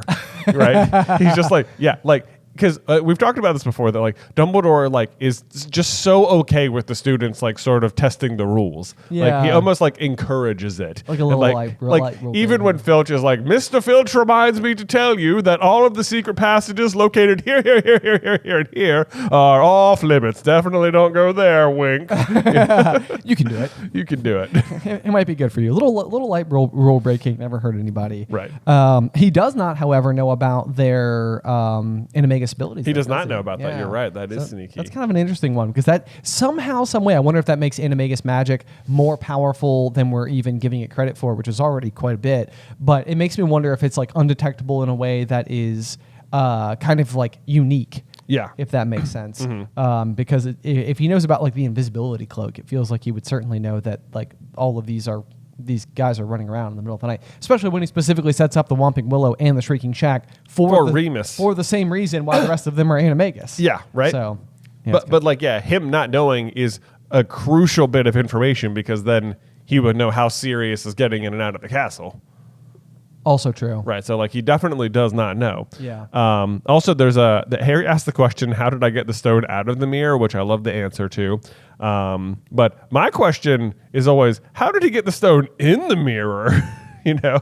I know. Yeah. Which I want to say there was a stab at answering in the Fantastic Beasts Secrets of Dumbledore movie where him and Dumbledore and Credence have this like fight inside of like a mirror verse sort of thing. And it's like, oh, Dumbledore did a thing with a mirror again. And he like uses the Deluminator to like go upside down or something, but we don't really ever get much of an answer for that. Yeah, I know. And we've talked a lot before about how Dumbledore has a particular fascination with the Resurrection Stone because he, of course, wants to be able to bring back his family. Part of like what he sees inside of the Mirror of Erised, almost certainly. I mean, we know what in younger years he sees Grindelwald, who he loved, but then I think later in life he would have seen, again, his family happy and whole is pretty much the argument. And then the Deluminator has sort of like the unique ability that we see with Ron, which is effectively that it can allow you to return to people you love if they say your name. Yeah. And supposedly the Deluminator is an invention of Dumbledore's own, which may suggest that what he was attempting to create was the ability to travel from wherever he was to the place of his loved ones, which in his particular case is going to be beyond the grave, and therefore they are then unable to ever speak his name. So it's like Dumbledore may not even be sure whether or not the Deluminator works the way that he thinks it does because he's never been able to successfully use it. All of this to say, though, is that part of the reason, because we also know, again, thanks to Fantastic Beasts, that Dumbledore has had the mirror himself for quite some long time. Yeah, over 50 years. So I think that there's a very, very, very reasonable possibility that Dumbledore is probably on scale with the talents and abilities of at least the second Peverell brother, who supposedly invented the Resurrection Stone. Yeah. And probably with that same level of ability, probably in study over these devices, or the stone, the mirror, the Deluminator. Yeah. All of which, in my opinion, kind of are attempting to achieve similar outcomes. Yeah. That maybe he's able to unlock certain potentials or abilities of the mirror that I would argue no one else was capable of. Yeah, I think you're right. So that's how I would piece all of that together. That's my answer to that question. Great. Okay, moving on. Hermione and Ron come in and get the whole breakdown from Harry as well. This is just a fun little thing. Ron reveals that Gryffindor was steamrolled by Ravenclaw without you, which I think means Cho won a game. Possibly. I know. I wondered about this as well. Was she playing as a second Was she year? as a senior yet? I don't know. Because she's just 1 year ahead. The other thing I thought was ridiculous about this, I guess that'd make her a second year, right? It would make her a second year. Yeah. So it's possible. Almost the youngest Quidditch player in a century. That'd be so funny. I mean, Draco's right there in year 2 as well. Also true, but he buys his way on the team. So but he's still there. It would still count for the record books. It would still count. History's not going to have that asterisk next to it. Probably not. The thing that I find ridiculous about this is that it means that they've already taken their final exams, which means they haven't played the final Quidditch match yet, which just seems unlikely. Yeah, right. Like, it's just like, really? You mean to tell me that they play the last game of the season in like the last 3 days of the year? Yeah, right. Which I suppose is possible, but I want to fact check it with every other book and see if this also holds Yeah, true. right. How much time is left after they win the Quidditch World Cup not the Quidditch World Cup, the House Cup? Yeah. Yeah. After they win the Quidditch Cup Yeah. before the end of the year. Yeah, I was mixing Yeah. all my words there. That's okay. Yeah, no, you're right. We're going to keep an eye on that because know. you're right. It's weird that it happens in the last week of the year after classes have ended. Yes. Also, speaking of classes of ending, there's like this thing where they get the grades back, which you never hear about. Yeah. And they've all made it to second year. Even Goyle? Even Goyle. Even Goyle, which just to me is just like, all right, guys. How much are we overemphasizing the end of year exams? Because like if Goyle's passing, they just can't be that hard. They just can't be. Yeah, no, Yeah. not even a little bit. The thing I thought was particularly interesting about that exchange is just simply that they talk about Goyle and not Crab. Yeah. And it's like Crab and Goyle are always like Always a pair. like a pair. Yeah. Yeah. And it's like so that must mean that Crab is a little bit smarter. A than little Goyle. bit smarter. Just a little bit. Yeah. Kind of edged him out. We also get an early nod to Neville's good herbology mark, which I think is kind of fun, because that ends up kind of continuing pretty much throughout the entire series. So it's nice that it's established so early. We also get all the allocation of the house points, which ultimately wins Gryffindor the House Cup. The House Cup. The House Cup. Yeah, but not the Quidditch Cup. Not the Quidditch Cup, where Hermione and Ron both receive 50 points each. Harry receives 60 points, and then Neville, it says, it takes a great deal of bravery to stand up to our enemies, but just as much to stand up to our friends. I actually like the movie quote a little better there, where he says, but a great deal more to stand up to your friends. Which I agree with. I agree with wholeheartedly. Standing Yeah. up to your friends is tough, because this is like one of those things where it's like if there are people out there in the world who vehemently disagree with your point of view, or hold like a subpar stance on something, I'm not worried about those people being upset with Right. me. I worry about the people who I care for, the people I want to look out for, the people that I love. Those are the people I don't want to let down. Yeah. And so that's what it feels like you're doing by standing up to your friends is like that fear of like potentially risking the friendships in Right. exchange for doing what you think is right inside of that moment. So Clearly it pays off for yes. Neville. My only thing about the House Cup here, and this is that I'm so happy Harry wins, and they definitely deserved it and whatever, but like it comes at it is delivered as such like a blow to Slytherin at Yeah. the same time, and it's like, and Draco is being a little jerk throughout this whole book, but he's the only Slytherin to be like a total to be a jerk. Right. Like the rest of them are maybe like a little mean spirited, but like they're not at the top of the House Cup for no reason. Exactly. Like they did still outcompete the other two by a significant margin. Yeah, it's not even close. Yeah. Like I do feel a little bad for the Slytherins because it's like they didn't do anything wrong in this book. Right. Other Yeah. than what you know about Draco, but like even with Draco, like he loses points and stuff at certain points, and it's like they're still winning by a wide margin. So I'm always like it's a little like I feel like the book is a little rude to Slytherin here because they definitely earned it. I know this is. I always think this is kind of funny because it's like when I was a kid, I mean, just a tangent outside of the wizarding world for just one quick second.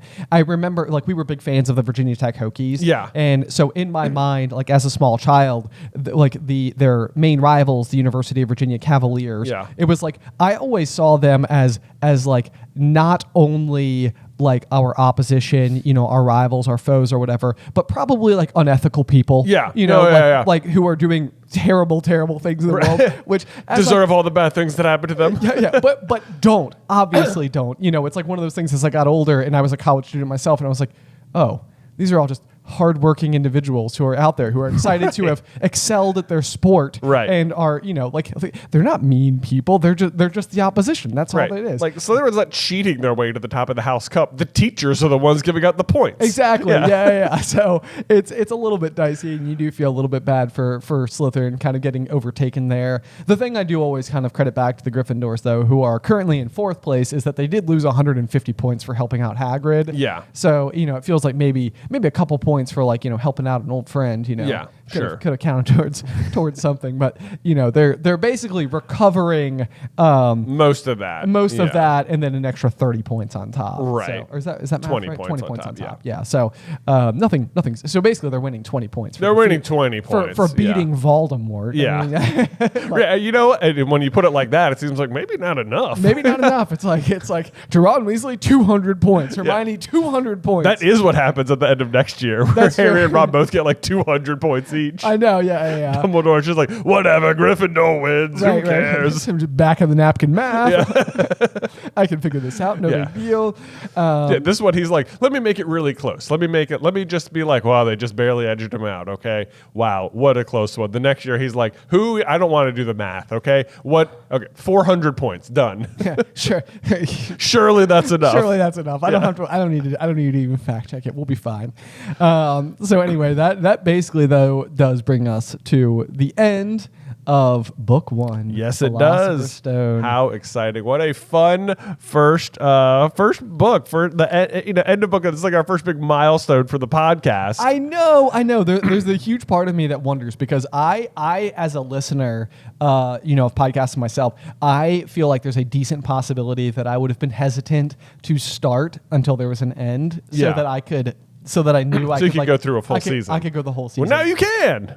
I know. So now you can. Now, in fact, we have made it through one whole book. Hopefully, you guys have enjoyed the whole ride with us. We have had an absolute blast getting to dissect this story on such a minuscule basis. I was looking. I think it takes about 9 hours at standard speed to listen to all of Harry Potter and the Sorcerer's Stone on Audible, and we have over 20 hours of discussion on this particular book at this point in time. So Wow. we have quite literally doubled the length of time it would just take to listen to the book at regular speed. There you go.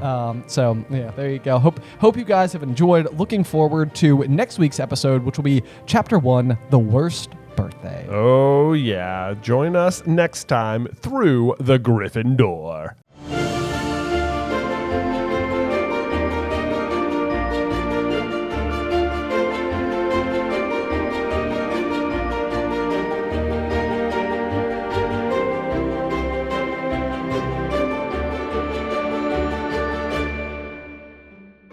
Welcome, dear listeners. I'm Jonathan Carlin. And I'm Benjamin Carlin. And we invite you to join us through the Griffin Door, your one-way ticket to the enchanting world of Harry Potter. So grab your wands, dust off your broomsticks, and join us as we unlock the secrets behind Dumbledore's big plan.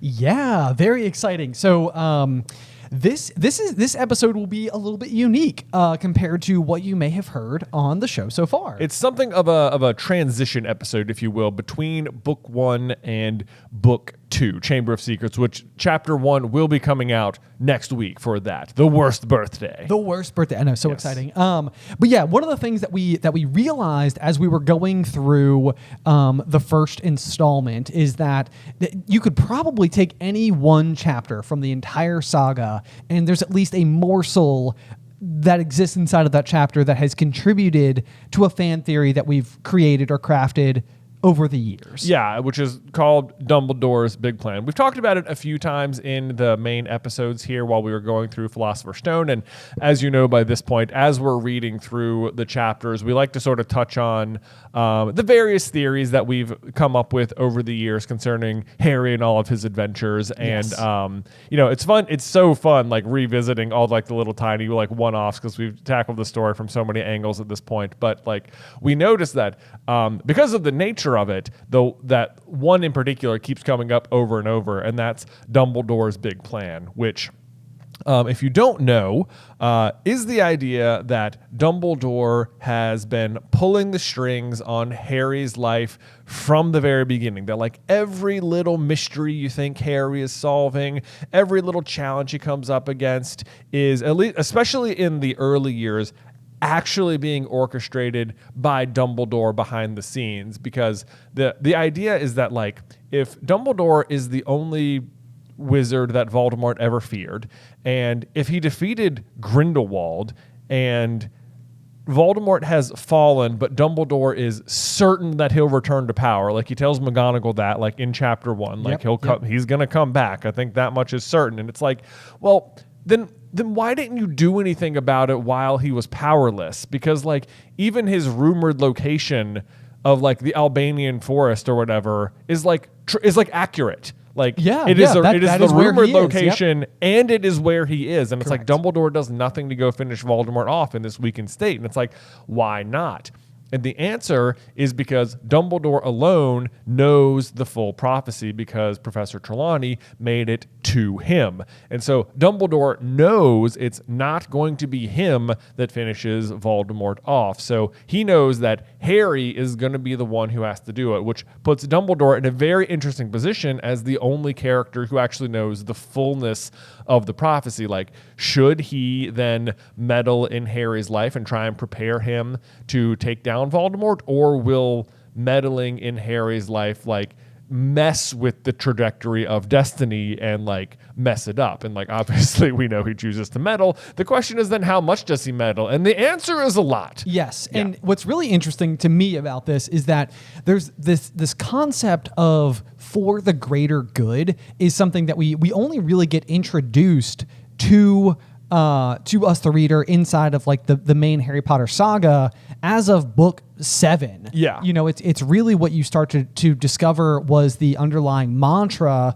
for the mission that was shared between Gellert Grindelwald and Albus Dumbledore as two young, powerful wizards who were attempting to, you know, at that point in time, the greater good was a rather flawed argument where they were essentially saying that because of our power, that grants us the right to rule, and we will use that rule to achieve the greater good, which is basically like ascending wizard kind sort of above Muggle kind, which will ultimately be better for everybody. According to us, for the greater good. So very frequently, and this is something that I think has puzzled me for a very long time, just as a consumer myself, the greater good can be the mantra of many villains, because it's a way to make a villain in a story rather relatable. It's because for some reason or another, they think that whatever they're doing will genuinely make all of civilization better. Right, like some bad now, greater good later. Exactly.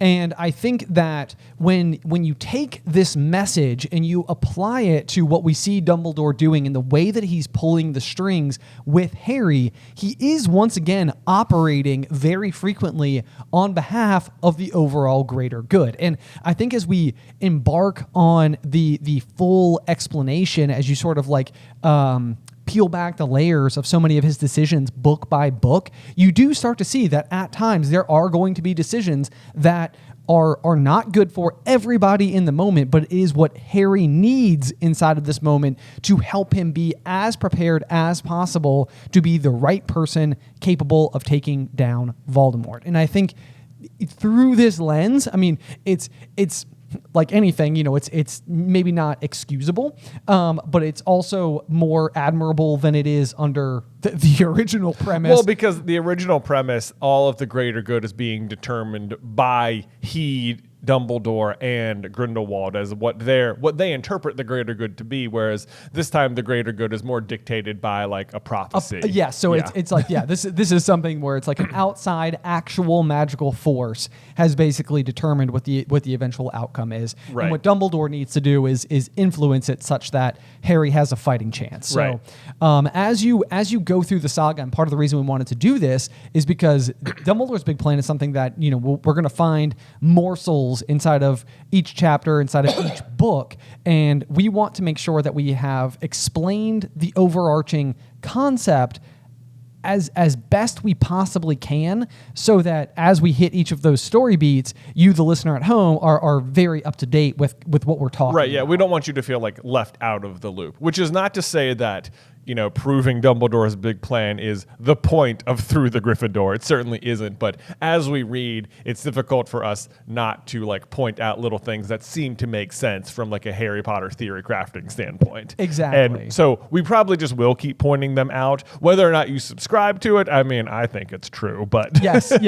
And so the next thing I would say is that we will have some light spoilers for some of our thoughts and feelings on bits of the story that will take place as we enter all the way from start to finish in the story. So if you don't want to hear those notes, then maybe tune in next week. Yeah, I mean, if you're already familiar with Dumbledore's big plan, you probably don't need to listen to this particular episode if you don't want to. But please do anyway. Yes, indeed. But so what we're going to do today is kind of hit the overall beats for the entire series for Dumbledore's big plan, and then since we just finished Philosopher's Stone, we're going to dive into some of the more nitty-gritty examples inside of that book, with the tentative plan moving forward to be that after we finish any given book, we will take a deep dive into Dumbledore's big plan per the book we just finished. Exactly. I love it. So we'll have a transition week every time we finish a book. Exactly. Yes. Yep. That is fully correct. So anyway, without any further ado, would you like to kick us off? All right. Yes, absolutely. So I was going back through and I was reading through all of our old Dumbledore's big plan scripts, Yes. and it's so interesting, how it morphs over time, because it's especially present in the very first book for Philosopher's Stone, where it seems like Dumbledore has.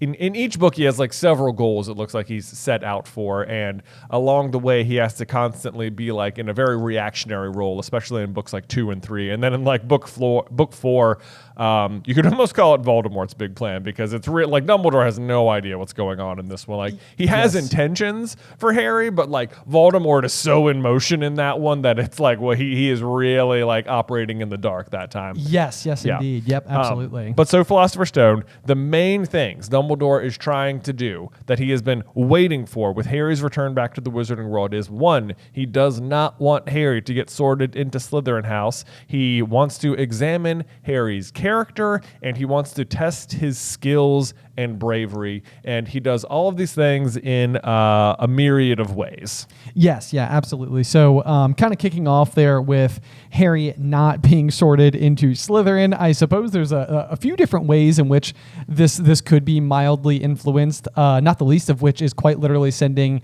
Hagrid to be the one to collect Harry and sort of be the forerunner of the information that Harry is going to have, because at this point in time, you can make the argument that Dumbledore knows, but Dumbledore knows what Harry doesn't know, which is literally anything at all. Right. And this is kind of a big deal, because when you enter any new environment, you are highly impressionable based on the first bits of information that you learn about anything. Right. So it's and this is, Hagrid is the one, even though it is Ron in the movies, in the books, it is Hagrid who say there's not a witch or wizard who went mad that wasn't in Slytherin. And it's he doesn't tell him, yes, Gryffindor is good. Yes, Ravenclaw is good. Yes, Hufflepuff is good. He's real. And I don't think I think he wants Harry to end up in Gryffindor. Yeah. But I don't think he would have cared if Harry ended up in Ravenclaw or Hufflepuff. And it's not like being in Slytherin makes you a bad person. It's just that Voldemort was in Slytherin, and the other concern is that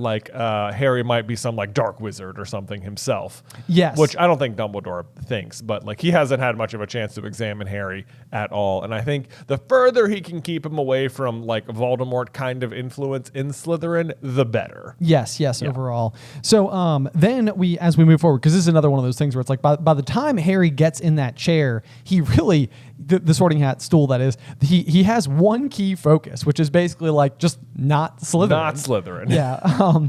But before we get to there, we also have Harry running into none other than the Weasleys. The Weasleys at King's Cross Station, which there's an argument to be made that Harry running into the Weasley, you always see what always surprises me about that scene is Mrs. Weasley she's asking, oh, what platform is it? Like, what time does the train leave? And it's like Mrs. Weasley doesn't know about platform 9 3/4. Like, are you kidding me here? She's taking her sixth of 7 children to school, and not to mention both her and Arthur went to school there. Also went to school there. It's always 9 3/4. First of all, it is always platform 9 3/4. There aren't other platforms to even choose from, and it is always at the same time. And so, like, we mathed it out. This is Molly's 17th trip to the platform for the boarding of the Hogwarts Express by the time Harry's there. So part of Dumbledore's big plan are that Molly and Arthur are sort of like his deputies, because he has pre-identified the Weasleys as like the perfect family for Harry to sort of be like sequestered by almost immediately upon entering the wizarding world. Yes. Like, because like the other thing is, he doesn't send Hagrid, back to be like, here's how you get on the platform. Like, this is clearly going to be a confusing thing. And Dumbledore has sent someone to intercept him immediately and consider the children that will be attending Hogwarts from the Weasley family is, one, Percy the prefect, who is just sort of like a good, Percy goes on to kind of suck, but but at the moment, he's just like a good, like an older student you can ask questions to. Yes. On top of that, Fred and George, arguably the most popular students in the whole school at the time, and they certainly go on to be. Right. And then Ron, who's going to be in Harry's year. Like, he is immediately surrounded, all of whom are in Gryffindor, by the way. Yes. So he's immediately got just like a very tentative touch point, like a system of people he can talk to and interact with. Yes, and kind of interestingly, because you might be wondering, like, well, do we know that Dumbledore would have known Molly and Arthur Weasley? And I think the answer to that question is yes, because they do become two of the, founding members of the second coming of the Order of the Phoenix. Right. Like, they're in it from the very beginning. And really the primary reason why they weren't in it the first go-round is because they were raising young children. And also... Molly's 2 brothers, Fabian and Gideon, were members of the Order of the Phoenix and were both killed in action. Right. So I think that from like an alignment standpoint, like Molly would have been somebody who would have been rather tangentially related to people that he would have seen as allies the last time that Voldemort had, kind of come to power. Yes. So then on top of that, the Weasleys are also a pure blood family who don't subscribe. Who are like, blood traders, quote unquote, who don't like subscribe to any sort of pure blood superiority. Blood traders, AKA just good people. Just good people. Yeah. So they are really the perfect family for Harry to suddenly end up with. And it is almost the only explanation for why Molly pretends not to know what platform they're going towards. 'Cause she's not like a forgetful person. Otherwise, absolutely. She's very sharp. She can take down Bellatrix Lestrange. Yeah, so. and does. Yeah, and does. And does. So that's one thing, is that when Harry runs into the Weasleys at King's Cross, that it feels like not an accident at all. The next big thing that Dumbledore is trying to do this year is check out Harry's character. And I'm sure we talked about this a lot in the chapter about the Mirror of Erised, but that is his big go-to move, to see like, what is Harry truly like? What is his heart's desire? And everything about the way Harry even discovers the mirror like suggests that Dumbledore had something to do with it. Like, it's not just random chance Harry comes across it. Like the fact like Harry finds it like in an empty classroom during Christmas break when the other students aren't there, and it happens to be out on the night he's just received the invisibility cloak, which Dumbledore gave him and anticipates he will take out for a cruise. The note literally says, use it well. It says, use it well. And not only that, we know that Dumbledore is in the room watching him. Yes. Like because he says out loud, like, back again, Harry? And he knows what Harry's seen. So it's like, Dumbledore is there. Like, he super intends for Harry to find the mirror. And it's like, And if you're wondering, the other thing is that like the mirror is supposed to be like guarding the stone. So why isn't it down? Like, they've had the stone since Harry and Hagrid picked it up that day at Gringotts. Yes. So like, why isn't the mirror down at the end of the obstacle course? Like, why is he taking so long? And it's like, the reason is because he's waiting for this exact moment to see what Harry sees in the mirror. Yes, like, and it's over Christmas break when most students are gone. And I feel like the other thing that it really kind of does is demonstrates how Harry reflects both of the ideals of his parents. Yeah. In a lot of ways, because I think like the being given his father's own invisibility cloak speaks to the character that like if given the opportunity to maybe do some light rule breaking, which I think is something that Dumbledore generally encourages, which we'll bring that up. We brought that up already. We will continue to bring it up as he continues to do so throughout the saga. But then I think you also get a lot of like Lily's character in what reflects back Harry. Like, I mean, she is just someone who loves and cares and, you know, like puts her family first. She puts her child first. And what does Harry see inside of the mirror? His heart's greatest desire is just his family, his parents. Right. Yeah. So it's exactly what Dumbledore is hoping he's going to see, and in fact he does. So that's fantastic. The other reason that it might not be at the end of the obstacle course is because to this point, as the theory would go, Dumbledore is observing who Harry is becoming friends with and is intentionally tailoring the obstacle course to his friend's strengths. Yes. So, I mean, that's one of the biggest things where it's like there can almost be no mistake that like once you get down into, you know, the chambers underneath the school, I mean, for one, they've already proven themselves against the troll, which they end up not needing to face anyway. So that one's like an easy check. Harry has become Seeker, the youngest in a century, and there happens to be a seeking-related challenge. Yep. We discover that Ron is uncannily good at wizard's chess, and Yep. there's a giant wizard's chessboard, and Hermione is highly logical, and so she's able to take Snape's challenge and ace it with no trouble whatsoever. Like it could not be the case that each of the challenges and the one that I like to harken back to that was more of like a Through the Griffin Door discovery is I like to think that the Devil's Snare as the first challenge was intended to be because Dumbledore thought that Neville might be with them. Yeah, I agree with you on that front, that he thought maybe Neville would be with them on this particular journey, which is why the Devil's Snare is there. As it were, the three of them just have to work together to get through it anyway. Which is its own kind of like meaningful. Like I think it ends up working out in the end. And my suspicion is that from a writing standpoint, having a group of 4 became a lot more complicated than a group of 3. And I would personally believe that was the intent. Like, right. You know, and then it was like, this is going to be too complicated to keep up with yet another personality. Right, but Neville, what did he do? He tried to stop them. Okay, 10 points. We still yeah, we got and it. this was the other thing, too, that, and I hadn't put it together because I hadn't looked at it through the lens in such a long period of time until our read through, but I didn't think that Neville started to come through as a standout in herbology for at least another year.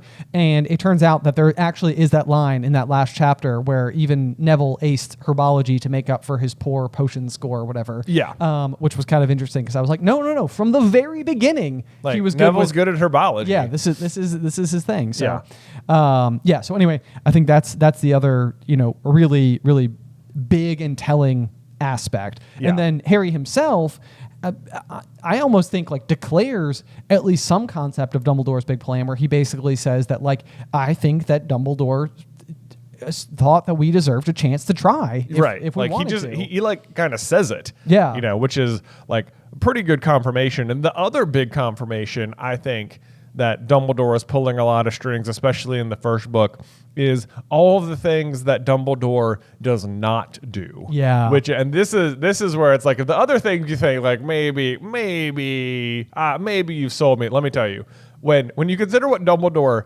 doesn't do, that to me is almost the bigger telling point. Specifically, like when Quirrell is trying to buck Harry off of the broom in the first Quidditch match. Yes. Right? Okay, Yep. so like we know during this time that Quirrell is there watching the match, trying to jinx the broom, and that Quirrell knows, Snape knows he's doing it. Yes. Right? So Snape is like actively muttering a counter curse to undo whatever Quirrell is doing in the moment, which is like baffling to me, because the other thing you know about Snape is that Snape is loyal to Dumbledore to like the nth degree. Yes. And like even in the later books, Dumbledore says, keep an eye on Quirrell, won't you? Or whatever. Yes. So it's like Snape knows whose counter curse whose curse he's countering. Yes. And it's like Snape absolutely just tells Dumbledore, like, hey, Quirrell tried to knock Harry off the broom. It's like you know that one of our professors tried to kill one of our students? Notably the most famous of our students. Remember when you told me to watch Quirrell? Guess what? That was a pretty good call. Right?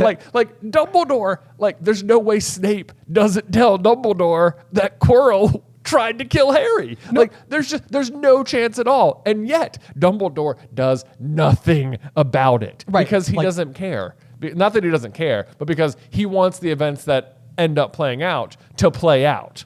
Yes, exactly. Yeah, and I think in my mind, and it's hard to know exactly to what extent Dumbledore would know this. So some of it's just speculation, but like in my mind, I think that Dumbledore is at least somewhat aware that I don't know if he quite knows that like Voldemort is living on the back of Quirrell's head, but I think he's pretty aware of the fact that Quirrell is being influenced by Voldemort at this point in time. And so the obvious thing to do would just be to sack him. Yes. Just get him as far away from the school as possible. And if he's not doing that, it must mean that for some reason Dumbledore, and especially because he also ends up letting an 11-year-old barely trained Harry go up against him at the end of the year, it must be on some level that Dumbledore doesn't think he's quite a huge threat yet. Like he might know that this is like the mist like form that has returned, that like maybe he's coming out of hiding, but like where we're at in the stage right now, I think Dumbledore is able to surmise enough to know that we're not quite at like danger point. Right. There's not that much that Voldemort can truly do against Harry so far. Right. The other thing along the same lines as Snape, or like Dumbledore clearly knowing Quirrell is up to is on Halloween when the troll gets in. There's 2 points here. One is that Snape gets bitten by Fluffy on this night.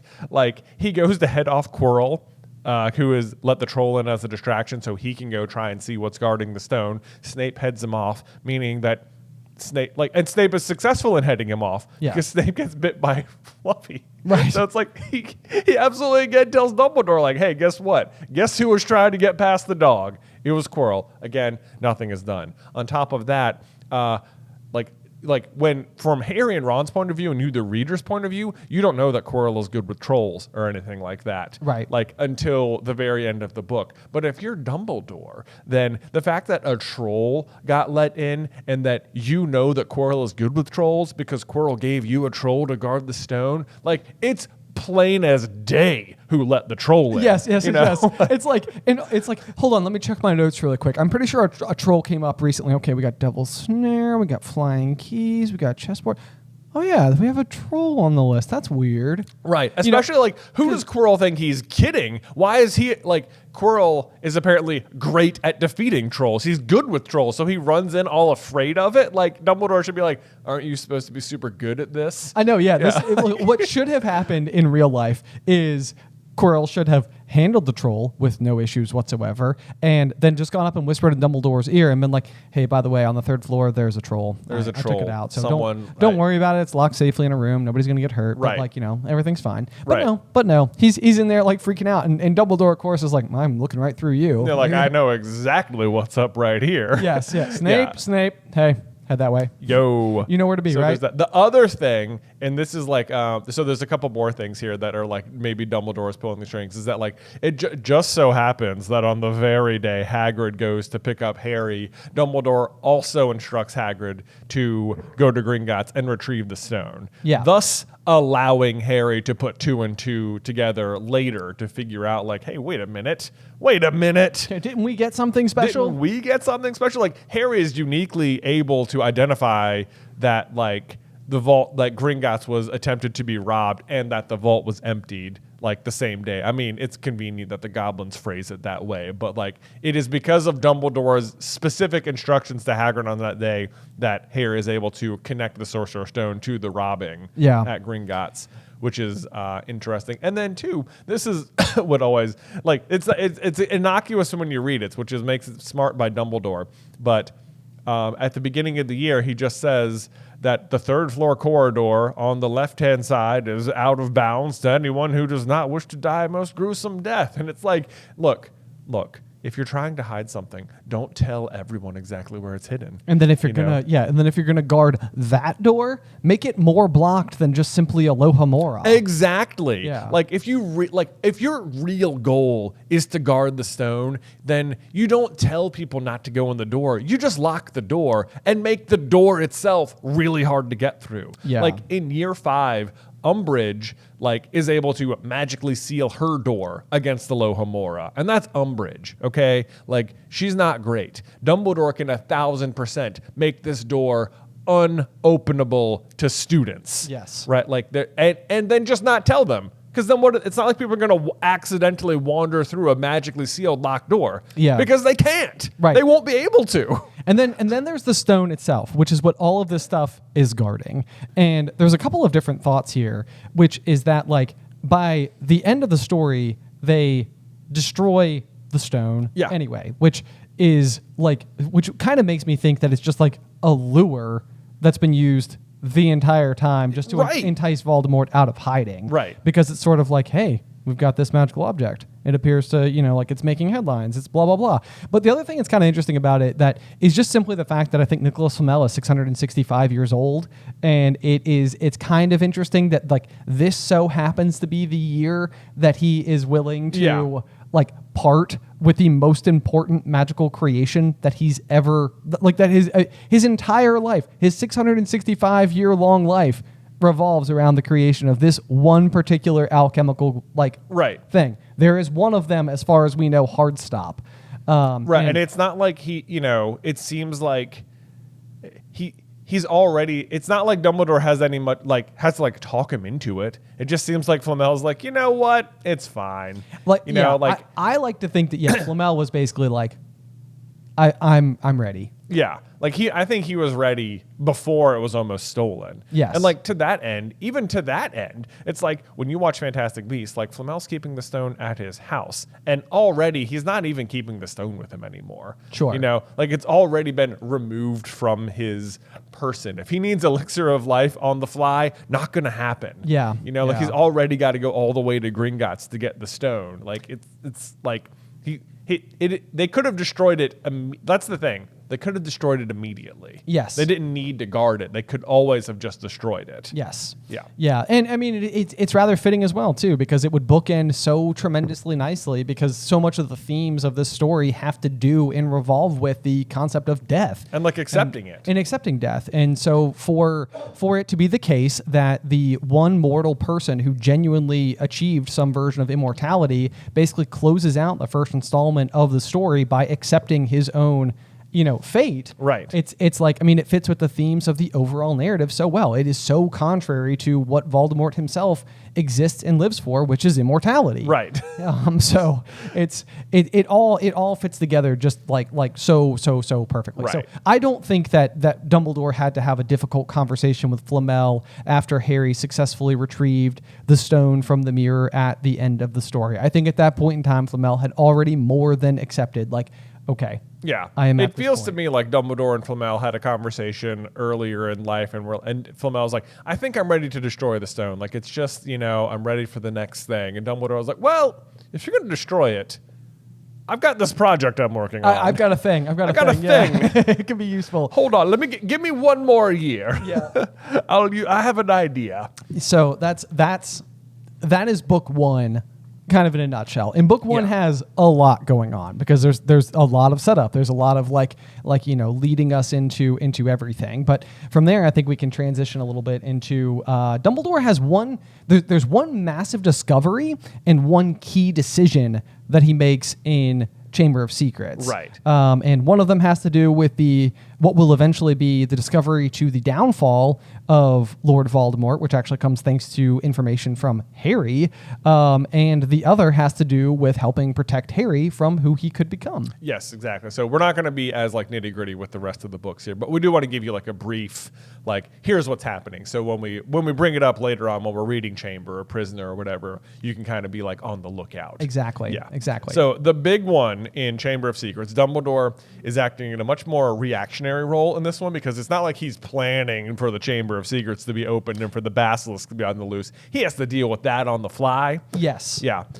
Go ahead. No, I was just going to say that's one we're going to talk a little bit about the greater good and a little bit of the sacrificing the well-being of others in the name of saving people. I don't think that Dumbledore includes setting a basilisk on the school on that list. Yeah, no. So he's not doing that on purpose. No, he's not doing that on purpose. But something he is willing to sacrifice in the name of the greater good is every other student's defense against the dark arts education that year, because the main lesson he seems to be setting out to teach Harry this year is what not to become. Yes. And the way he does that is by hiring Gilderoy Lockhart, just a complete buffoon, to teach the students really nothing the whole year. Yes. So the thing about Lockhart, especially as he's first introduced to us, is, and I mean, part of the eventual twist is that he's just kind of inept. He is not the character of his stories. He has completely fabricated everything. But I mean, he's otherwise just a moron.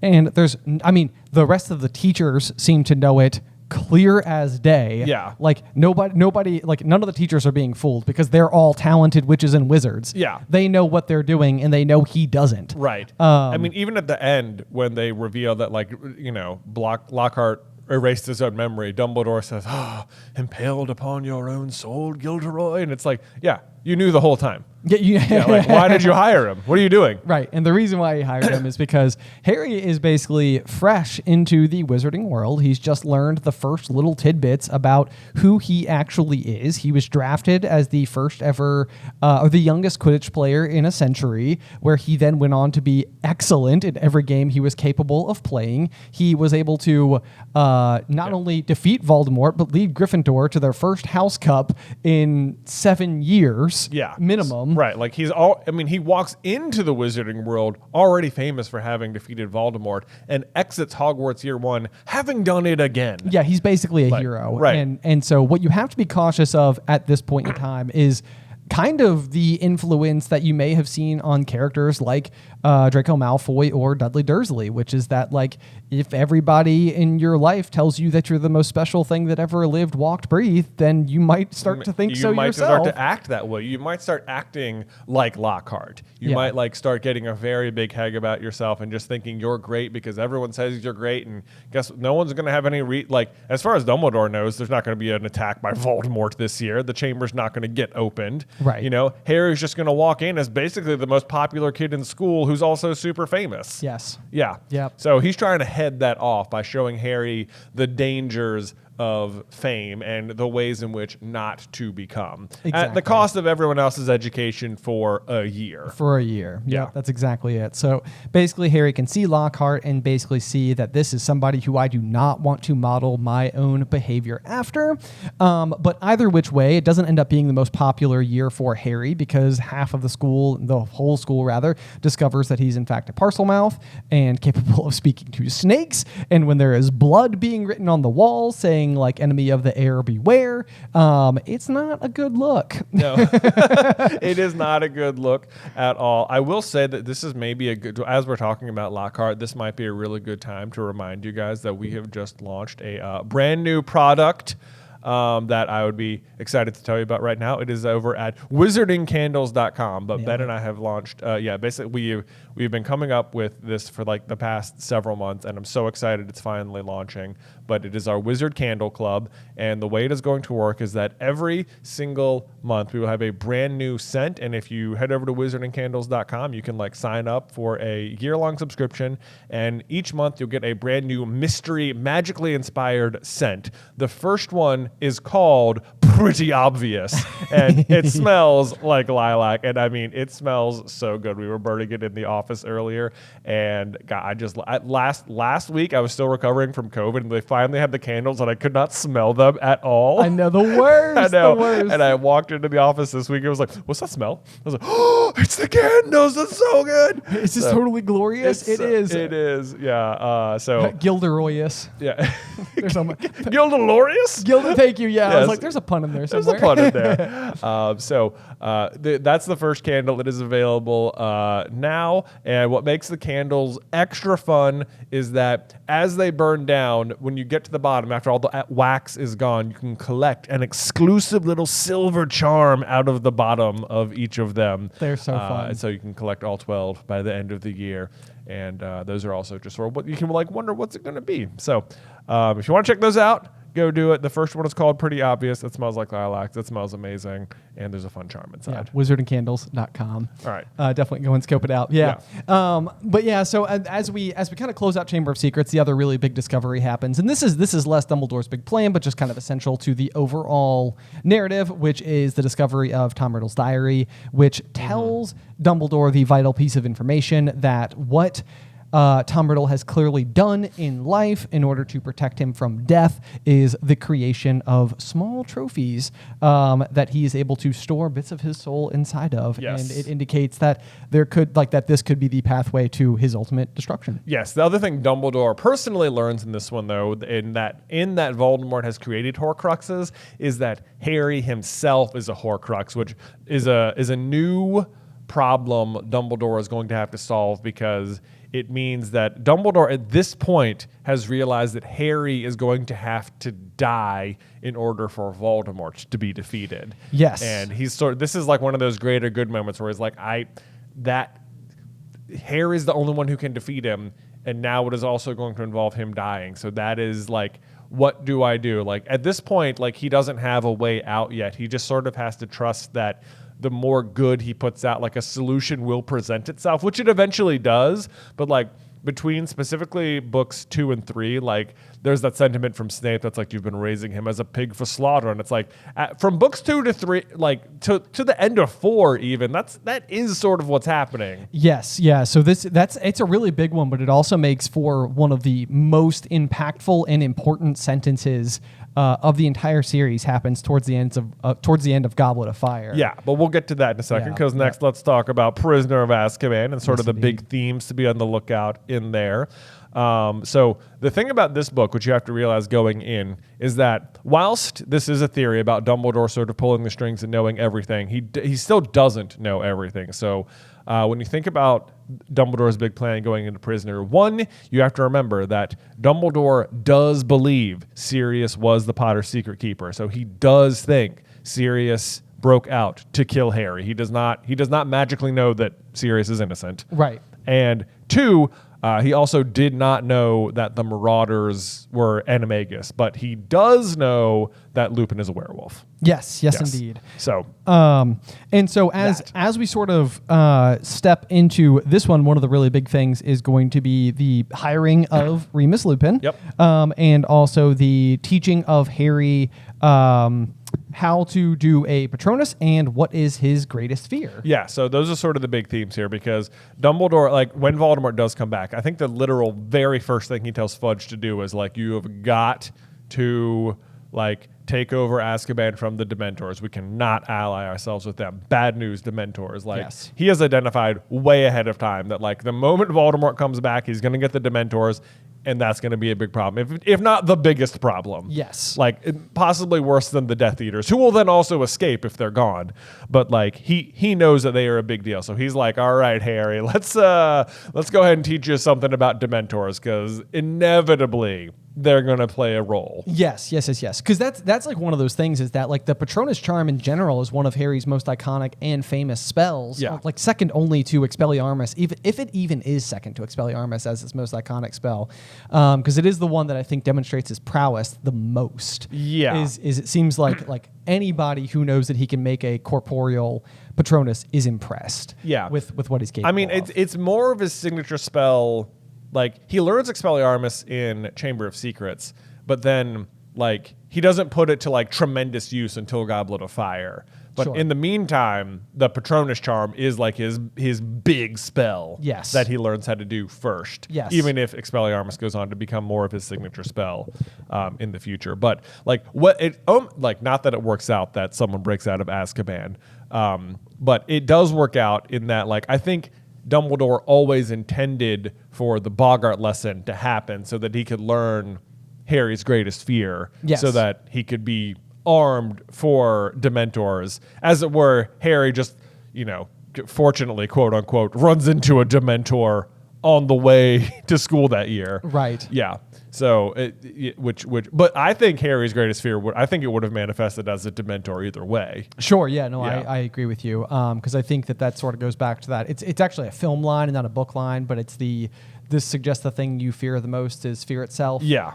Which we've gone pretty deep into that particular topic as well in a video, but it's pretty interesting. But the other thing I was going to say about the Patronus in general, though, is it's kind of a niche spell. Yeah. But aside from being used to attack Dementors, which obviously Dumbledore knows the exact application this will eventually be useful for Harry when Voldemort takes the Dementors on his side, but learning that spell as soon as possible Yeah. deeply, vitally important. Vitally important. So I think Dumbledore always intended Harry to learn about the Patronus charm this year. And I think the hiring of Lupin in particular is also no accident as it comes to Harry, because Lupin is someone who is like he's going to teach him about Patronuses, which he's like extremely pure of heart despite being an outcast person himself. Yes. So it's like the ability. It's also sort of teaching Harry about like the power of like a good soul. Right. Yeah. Yep. Absolutely. And then speaking of souls, I think the value like that any one person has on a soul, or even just the value of overall innocence, are things that I think end up being just very, very, very crucial themes. Again, as we kind of trudge forward, we see it like with the links that Dumbledore goes to in order to arrange Snape's killing of himself rather than Draco, literally in the name of protecting the sanctity and purity of Draco's soul. So he doesn't have to sever his own just to save his own family, which is basically what Draco ends up being. Yeah, and even asking Snape to do it, Snape's like, well, what about my soul? And Dumbledore's response is like, if you think helping out if you think, fulfilling the dying request of a friend will split your soul, that's up to you to decide. But it's like Dumbledore doesn't think that Snape's soul will be split because he's not murdering him. He's like mercy killing him at his request, basically. At his request, yeah. So there's much more involved with it, and Snape can be entitled to that information in a way that Draco can't be trusted with. Right.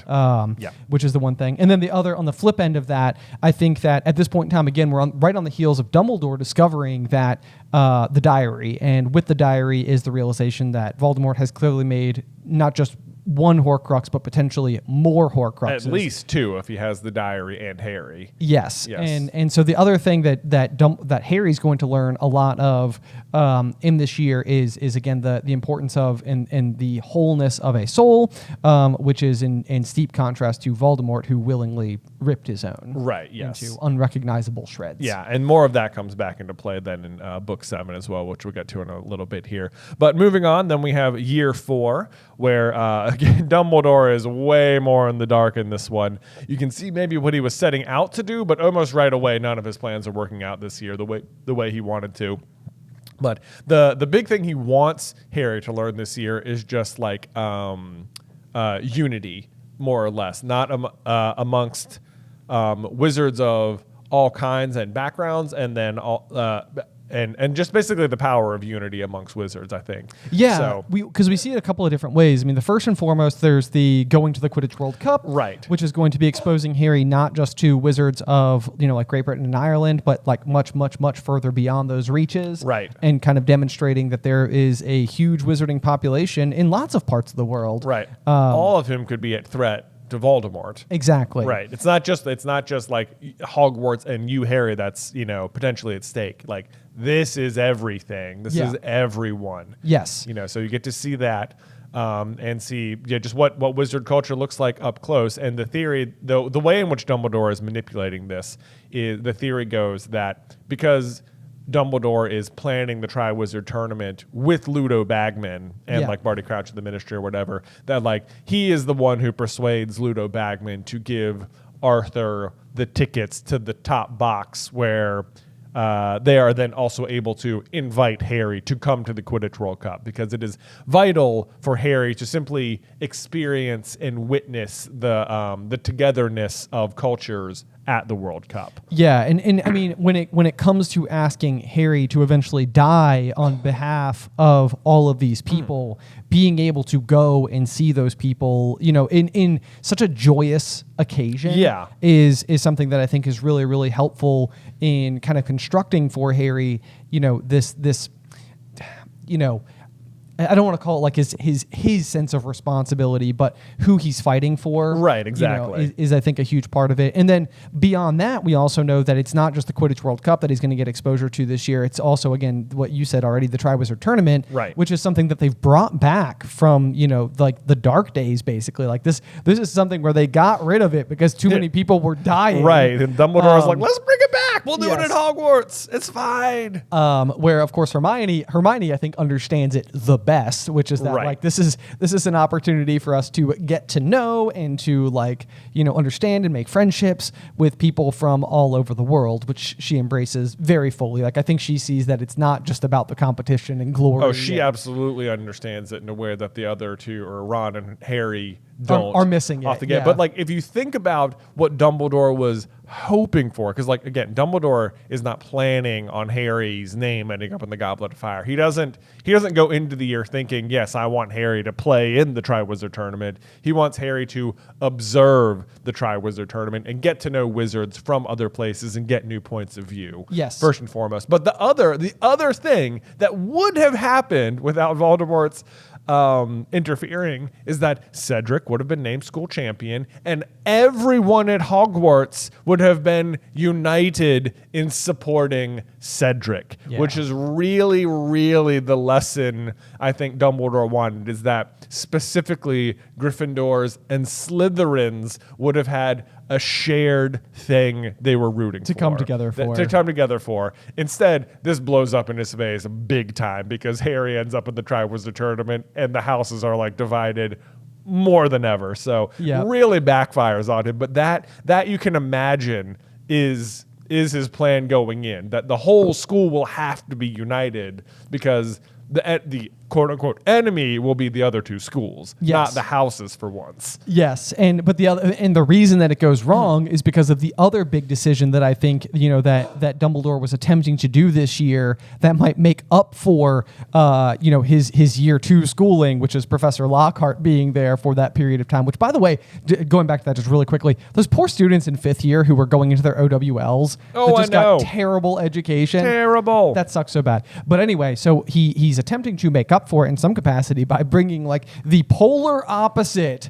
for the Defense Against the Dark Arts position, which is going to be Alistair Moody. Yeah. However, the thing he is not privy to, not part of Dumbledore's big plan, is that Voldemort got there first. Voldemort gets there first and replaces Moody with an imposter. Yes. Who then, it's like, this is one of those weird things, but it's like, the Moody's classes, despite it being Barty Crouch Jr., end up still being super popular, even though he's performing like the Imperious Curse on the students. And it's like, if you think like, does Dumbledore, is he okay with it? And it's like, yeah, well, he must be, okay? Because it's like the moment Moody's classes start, like it is the buzz of the whole school. Like everyone knows what's happening in there and he doesn't stop it. And it's like, think about what that means. It's like Dumbledore is okay with the students being put under the Imperious Curse. And it's like, why? Because he knows that Harry is going to have to come up against it. He's going to have to like recognize when people are underneath it. And indeed he does, because like eventually he's able to recognize one, that Stan Shunpike is under the Imperious Curse and doesn't kill him, which is good. Yeah. Even though he has this weird fixation on Stan, but that's a whole different thing. That's a whole different thing. And in the meantime, it allows Harry, like Dumbledore already knows that Harry has like, tremendous resolve, having seen what he sees in the mirror and stuff like that. But he is like, he thinks it's probably good for Harry to have a few practice sessions under the Imperious Curse heading into, which then also pays off when Voldemort tries to cast it on him in the graveyard later in this very book, and he just shakes him right off. Yes. So Harry's super capable in that regard. But then, so obviously at this point in time, we get to the end of the saga, and the Triwizard Cup has now been turned into a portkey. Harry is headed off to the graveyard, where he has to face down Voldemort. Again, not something that Dumbledore ever intended to happen. However, does come with one of the most essential pieces at this point in time, where Dumbledore has now spent the last 3 years basically believing that Harry is going to have to die.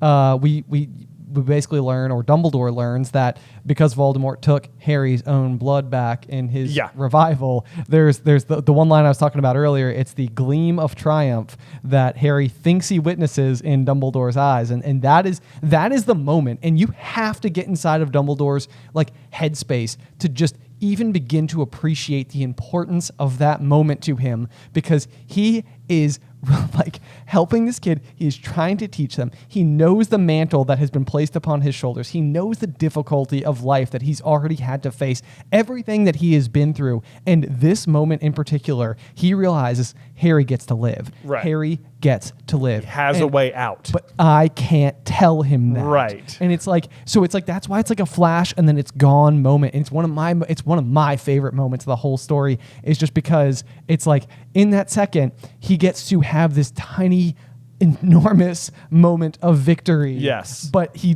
won't even get to see it play out. He's not even going to see it play out. No, he will not. And he has a whole plan for how he's going to do it anyway. We can talk about that in a second. But that takes us to year 5, where if you don't think this is, again, it's a great example of, you can see Dumbledore's big plan in action better in the things he doesn't do. Yes. I think in particular, because For sure. Yeah. Because what happens in year 5 is that even though Voldemort came back, he's not like the main antagonist in this book somehow, because Umbridge shows up, which says a lot about her. But here's the thing. The reason Umbridge is a professor at all at Hogwarts, I believe, is because of Educational Decree 22. So whatever the first one is. Yeah. That basically says that if the headmaster is unable to find a suitable candidate for for a position, then the ministry may appoint one. And it's like, okay, so apparently Dumbledore finally couldn't find a defense against the dark arts professor, so the ministry appoints Umbridge, which would be a totally viable explanation, except that the title of this book is called The Order of the Phoenix, which is quite literally a small legion of defense against the dark arts oriented wizards, exactly, all of whom have committed their lives to helping this exact cause. 2 of whom were already hired for this exact position. Yes. Like Lupin and Moody are members of the order. So it's like the idea that Dumbledore couldn't find someone to teach this class is absolutely bonkers and bananas. Like, he absolutely can't. And here's the thing. It's like, you might think, maybe they have more important things to do. And it's like, he's teaching the students, all of the students, the 7th years, the 6th years, defense against the dark arts.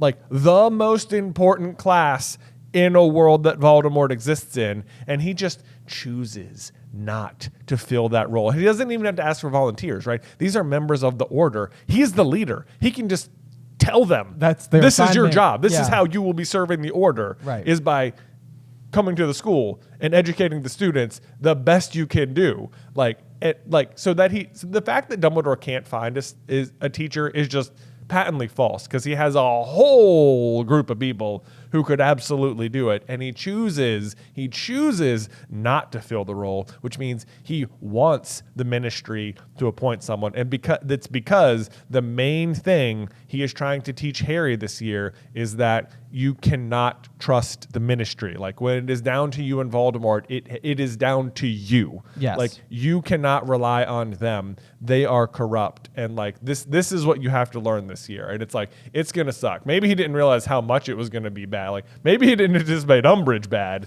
but like, this is the lesson. Yes, and I think it's even teed up a fair bit at the end of Goblet of Fire, just to like sort of inch just terribly close to the end of the book there, where there's a big conversation between Dumbledore and Fudge that Harry overhears all of, but it's basically just Fudge being like, no, I'm not going to scare people into thinking that Voldemort's back. I'm not going to do it. And Dumbledore's like, you need to, like, this is about to go down, and if you don't, then bad things are going to happen. So yeah, I think that the inclusion of Umbridge is a massive representation as to what Harry needs to learn about the greater world that he lives in, because it is so easy for any of us to think that, like, someone higher above me is capable of solving this greater threat to myself. Right, like you can see from Dumbledore's point of view, because Dumbledore knows he won't be around at the end. Yes.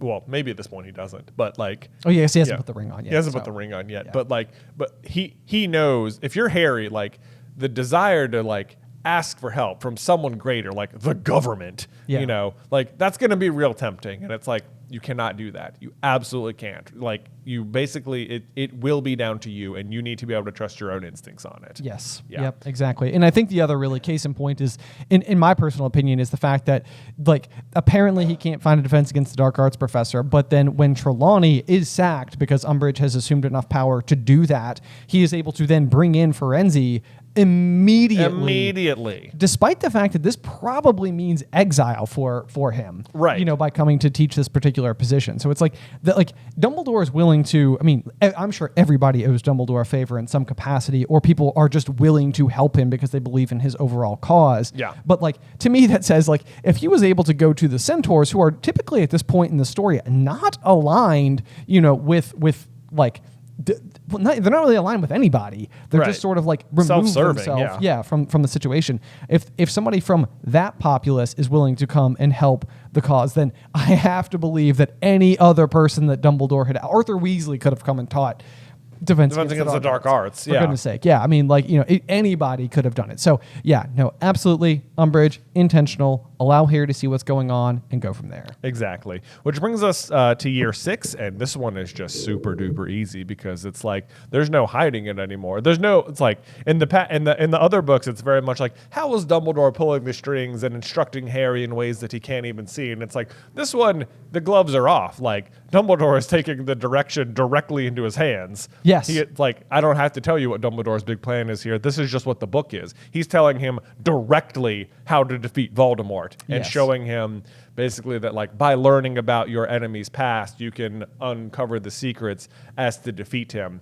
Something Voldemort absolutely does not do, to his own demise over and over and over again. Yes. Because he thinks he understands Harry, but doesn't. Like, when he think, like, the great example is, like, at the very end when Harry walks into the forest. Like, Voldemort thinks he's doing it out of like fear and selfishness. He cannot comprehend at all that Harry could possibly be doing this out of selflessness, or at all that he's packing away to defeat him. Yes, yes, exactly. And one of the big things is that, like, you know, and again, a central theme to the overall story is just love. You know, it's like it's one of the most important aspects. And Dumbledore does have a rather heated discussion with Harry where he's like, "You can love," and Harry's like, "Big deal," right? You know. It's like, but like this is like one of those. It's like so second nature to him. Yes, exactly. It's like Harry's like, I can breathe too. What do you want from me? Right. It's like this is not like I want to believe that I have like an uncanny ability that will help me in this fight, and it's like that's not what it is. It's so much more human than that, which I do love about the story overall because it's something we're all capable of. It's like Harry doesn't have a superpower; he can do what we can all do, which is an amazing thing.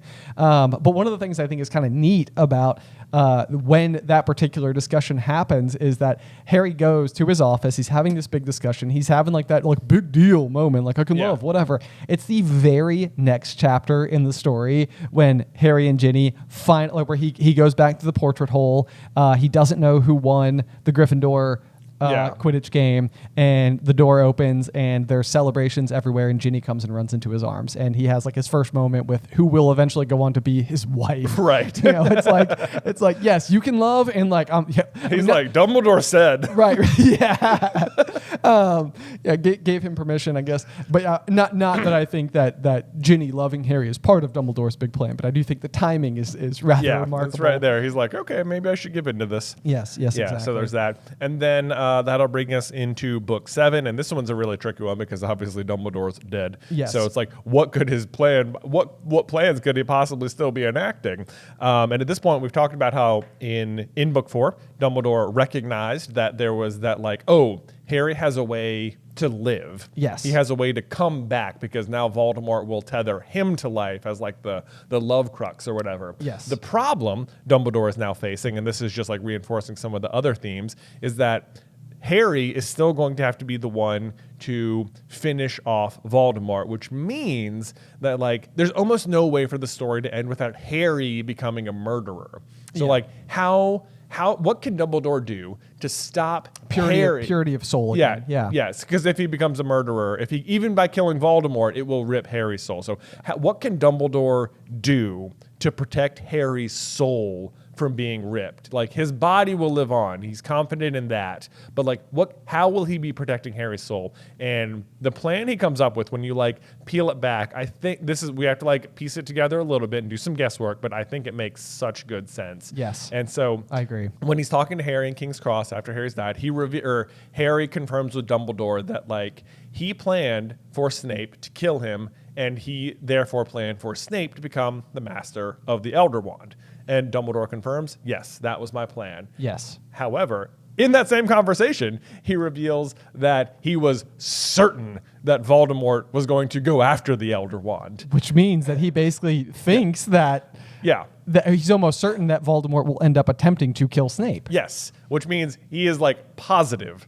that Voldemort is going to try and kill Snape. Like, he basically sentenced him to death, whether or not he tells Snape that or not, which seems like, okay, so that's bad news because it means that he thinks that Voldemort is going to get the wand, and that'll be bad. However, the other piece of the puzzle is the Sword of Gryffindor, which so our theory goes that Dumbledore's plan was for Snape to give Harry the sword, which he eventually does. He does, but that the portrait reminds him it must be taken under bravery or whatever. Yeah, conditions of valor. Yeah. So the plan, we think, was that Snape was going to appear to Harry carrying the sword and apparently try to attack him. Yeah. And from Harry's point of view, this is the guy who killed Dumbledore. And now he has the audacity to be trying to attack me with the Sword of Gryffindor that Dumbledore left me in the will? Which was written before Dumbledore died. Obviously, this is already the plan in motion. Yes. Harry was supposed to know the sword was going to come to him, and now Snape's going to have it. Are you kidding me? So what Dumbledore is planning is for Harry to disarm Snape, get the sword, and in doing so also win the allegiance of the Elder Wand in that moment. So that later on, when Voldemort kills Snape, it won't matter because Harry's already the master, and when they have their big duel, the Elder Wand will backfire because Harry's the master, and Voldemort will kill himself, and Harry's soul will remain intact. Yes. Which is it is so elegant. It is. When you think about it like that. And that's basically what he planned, because he wants Snape to give him the sword. He planned on Voldemort killing Snape to get the wand. It's all right there. Obviously, things go askew. They end up working out exactly that way anyway. They end up working out that way by a much more convoluted version of events. Yes. Which is, Harry's physical disarming of Draco Malfoy's other wand, which then makes Harry master of all wands that Draco was ever the master of in the first place. Very silly. We could go. I mean, I would make 12 episodes just about Elder Wand lore. So, but that is what our interpreted Dumbledore's plan for Book 7 was, for Harry to be able to survive his encounter with Voldemort without becoming a murderer himself, because the wand would just backfire. Yes. So at the end of the day, it's wild, all of the different kinds of social gameplay that Dumbledore is having to go to in order to manipulate the set of events, whether he's living or not, in the hopes that people will behave in a way that is in keeping with their behaviors, or in particular Voldemort's behaviors. Right. It's like if he knows that he's going to, go after the wand, how do you ensure this? And it's even interesting as well because there is the big conversation of Hallows versus Horcruxes in the end, and how Dumbledore had kind of guiltily sought the Hallows, but that the one thing that he was permitted to do, and it was to take mastery of the Elder Wand, not to use it, but to sort of tame it, and allow it to basically exit with himself. Yeah. In a way that would ultimately hopefully yield the destruction of what is otherwise a rather dangerous artifact. But the fact that Dumbledore, even in death, was still attempting to dictate the flow of the Elder Wand in the name of ultimate safety is pretty cool. It is pretty cool. Yeah. I don't know. There you go. That's Dumbledore's big plan in a nutshell as we press onward. Hopefully this was a fun little transition episode for you. Yeah, no, it was really cool for me too. I mean, I feel like it has been, I think we started releasing Dumbledore's big plan back during the pandemic. Yes, we did. Yeah, I remember writing it at home, and me and you would be on these long phone calls determining all the things that Dumbledore did. And oh my gosh, yeah, my white, I bought a whiteboard for my home for this show so that while we were on those phone calls, I could literally be like, you'd be on speakerphone, and I'd be like next to my computer, and I'm like scribbling all over the board, and we weren't even in the same room writing it. I know. So interestingly, this is probably the longest stretch of continuous conversation that wasn't recording the actual videos for Super Carlin Brothers, where we've talked about Dumbledore's big plan from start to finish. You're right. Yeah. Yeah. So it's pretty cool. Like we never got to actually do this in person before. I know, that's pretty good. Yeah. So anyway, guys, Dumbledore's big plan. You will definitely hear us continuously bring it up, as well as many other theories that we've written throughout the years as we continue to work our way through the rest of the books. And first and foremost, of course, will be chapter number next, which is chapter 1 of Chamber of Secrets. That's right. The worst birthday. The worst birthday. I'm looking forward to it. I think that Chamber of Secrets is the book I have read the fewest times. Oh, really? I believe so. All right. Well, this will be a very interesting read through. I know. I'm pretty excited. And honestly, I feel like when it comes to trivia, like this is probably the one that I think I missed the most number of questions from, specifically because I've read it the fewest times. So I'm like gearing up for it. I'm like, I got this. Let's go. This is going to be good. I'm going to be so much more equipped for everything that ever happens in the future. Which is going to be, it's going to be super great. So, as ever, guys, thank you so much for tuning in, and we'll see you next time through the Griffin Door.